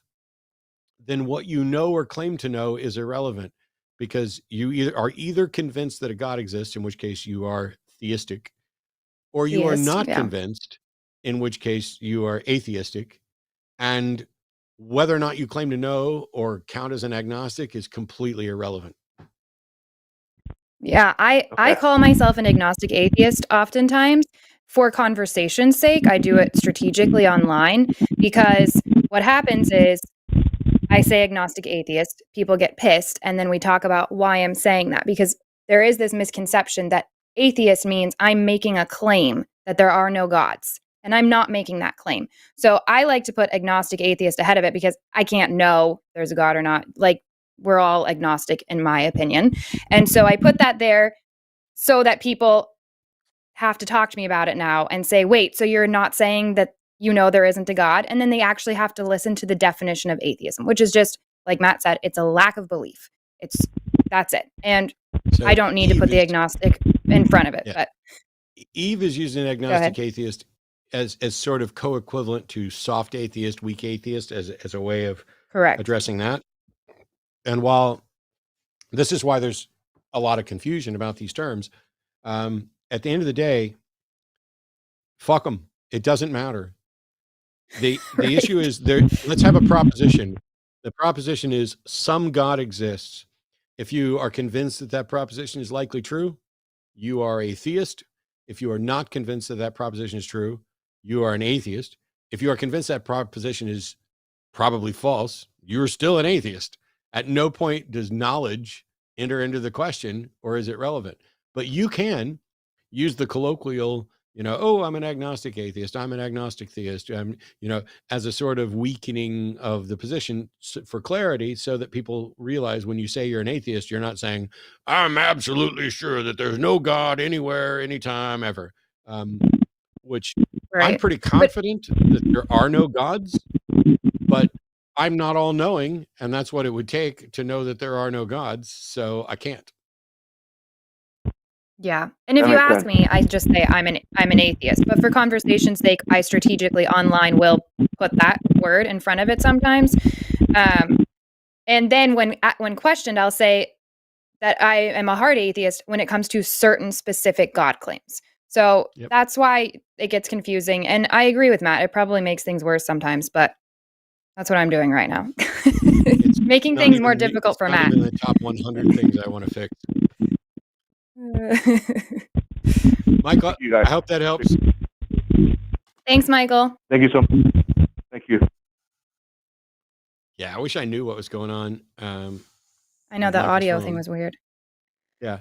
It's almost like, if you're calling on the same phone that you're listening to the show, and so it's playing in the background, but you don't know it because it's muting it type thing. It's really wild. Anyway, that's it. 1, 2, 3, 4, 5, 6, 7, 8, 9, 10, 11, 12. Ladybugs came to the Ladybug picnic. I think we had 12 callers today. And I got a couple things that I need to get off my chest. But the first one's very important. If you're watching right now, we're not taking any more callers today on this particular show, but in less than 2 hours, the Sunday show After Dark will air with Aron and Seth. And you can call in there if you didn't get through, if you were having audio problems, if you went off and thought about the questions that we asked you and you decided to try them out on somebody else. If you were really pissed off that I was irritated that you were calling me about something Aron said, Aron will be here later for you to call. But for those of you who are longtime supporters of the line, first of all, huge thank you to all of you who are supportive and continue to be supportive. Thank you to Dragon for call screening today. Thank you to all of our mods. But I just was letting know this. Half of all of our videos got demonetized and stayed that way after review. When we talk about the efforts that people go through to try to, make this effort fail or make it harder to succeed, that's half of our videos from last week got demonetized and will not be remonetized after review. That happens regularly. It's the reason that I am going to keep supporting the Patreon, patreon.com/calltheline. It is the reason that we encourage you to like and subscribe and join and to get merch and other stuff, because while people are sitting here thinking, hey, these guys have got, you got all these monetized videos that are going up and they're making bank and it's all easy. It's not, and it's a ton of work. First of all, huge thank you to my love down at the end of the hall, who is the #1 employee, We love producer, Arden. kicking ass, taking names. These are videos that, so there's like 12 people called today. If we did one video per call, there'd be 12 shorts going up there. There's probably going to be other shorts, different shorts. I'm not even going to pretend to know how it works. What I am going to say is that if we keep getting demonetized, it's going to continue to be a problem. But we're not stopping. You don't have to keep sending me messages, Jimmy. I'm still talking. Jimmy says, I told him I'd shave my head bald if we hit 2,000 in July, which is probably the only time I'll do that for the rest of my life. So that's 2,000 paid patrons at patreon.com/calltheline. If we get to 2,000 paid patrons, Jimmy will shave himself bald. I will not. I mean, I'll do it for free. Me either. Yes, that's not the way that should go. But we genuinely love doing this. We love doing this so much. I mean, I'm going to silence. Eve gave up time from her evening from halfway or a third of the way across the world to come hang out with me. And I couldn't be happier. I'd do the show every week with you if we could, but I know you've got way too much other stuff to do and other people to actually get in here. Take care of yourself. And to all of you who are watching right now, we are thrilled that you watched. We are thrilled that you participate. We are thrilled for our mods. We are thrilled that there are people who willingly call in, including the people who I'm going to give a lot of grief about potentially calling in. It's a caller show. It's a caller-driven show. And while I might say, if you're calling in with your esoteric thing that you can't prove and it doesn't impact anybody but you, I don't care. Stop calling. It's not important. it's still important, I suppose, to get a call like that on occasion so that we can have the opportunity to tell people what you should call about. Right. And you should call, in particular, if you're a Christian who knows and has read and understands 1 Peter 3:15, where you are given the instruction to be prepared at all times to give an answer for the faith that's within you. You should call if you are a believer in any of these modern religions or ancient religions that have a band of followers who you know we don't believe they're correct, and yet we would benefit from agreeing with them. If your religion is true, you should be able to demonstrate that. You shouldn't be able to say, I'm a Muslim, but I don't know why. I'm a Hindu, but I can't really give any reason why it's true. I'm a Christian, but it's just personal between me and God. I'm a Christian, but I don't care, and I don't need other people to believe it. I have particular views about Christianity because I was a sincere, committed Christian. I was the Christian who was like, okay, if I'm going to take this stuff seriously, then I need to know and understand how and why I believe what I believe. And every single position I hold needs to be defendable. I need to be able to come in under 1 Peter 3:15 and give the reason for the faith that's within me. I need to be able to do that. I don't understand the people who don't, just like I don't understand the people who don't vote, or the people who say, well, I don't really care about politics. Oh, really? So you don't care about the roads, good water? You don't care how much you're paying in taxes? You don't care how much you're paying for health care? You don't care about any of the things? Everything is politics. The second somebody tells me I don't care about politics, I already know who they are. And I know that this conversation's not going to go well.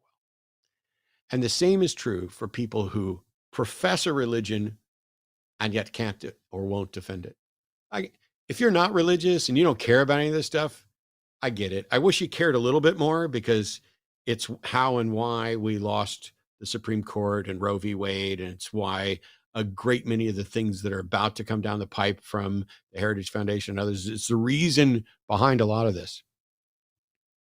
And if you don't want to wake up in a theocracy tomorrow, start caring. We appreciate everybody's support. I have Feel one free to go to patreon.com/call correction. the line, and Eve's going to close us out. Yes, real quick. Jimmy wants to clarify that he is willing to shave his beard, not his head. Head's been done before, but the beard apparently that's the big deal that he's never done before and doesn't want to have to do. And I really hope that you guys will get us to 2,000. Patreon.com/call the line. Let's shave Jimmy's beard. Next time Jimmy messages you because I forgot something, tell him he should just show up and host the show himself instead of giving us puppet string pulls from behind. Look, Jimmy's the big puppet master, and it's all going to happen that way.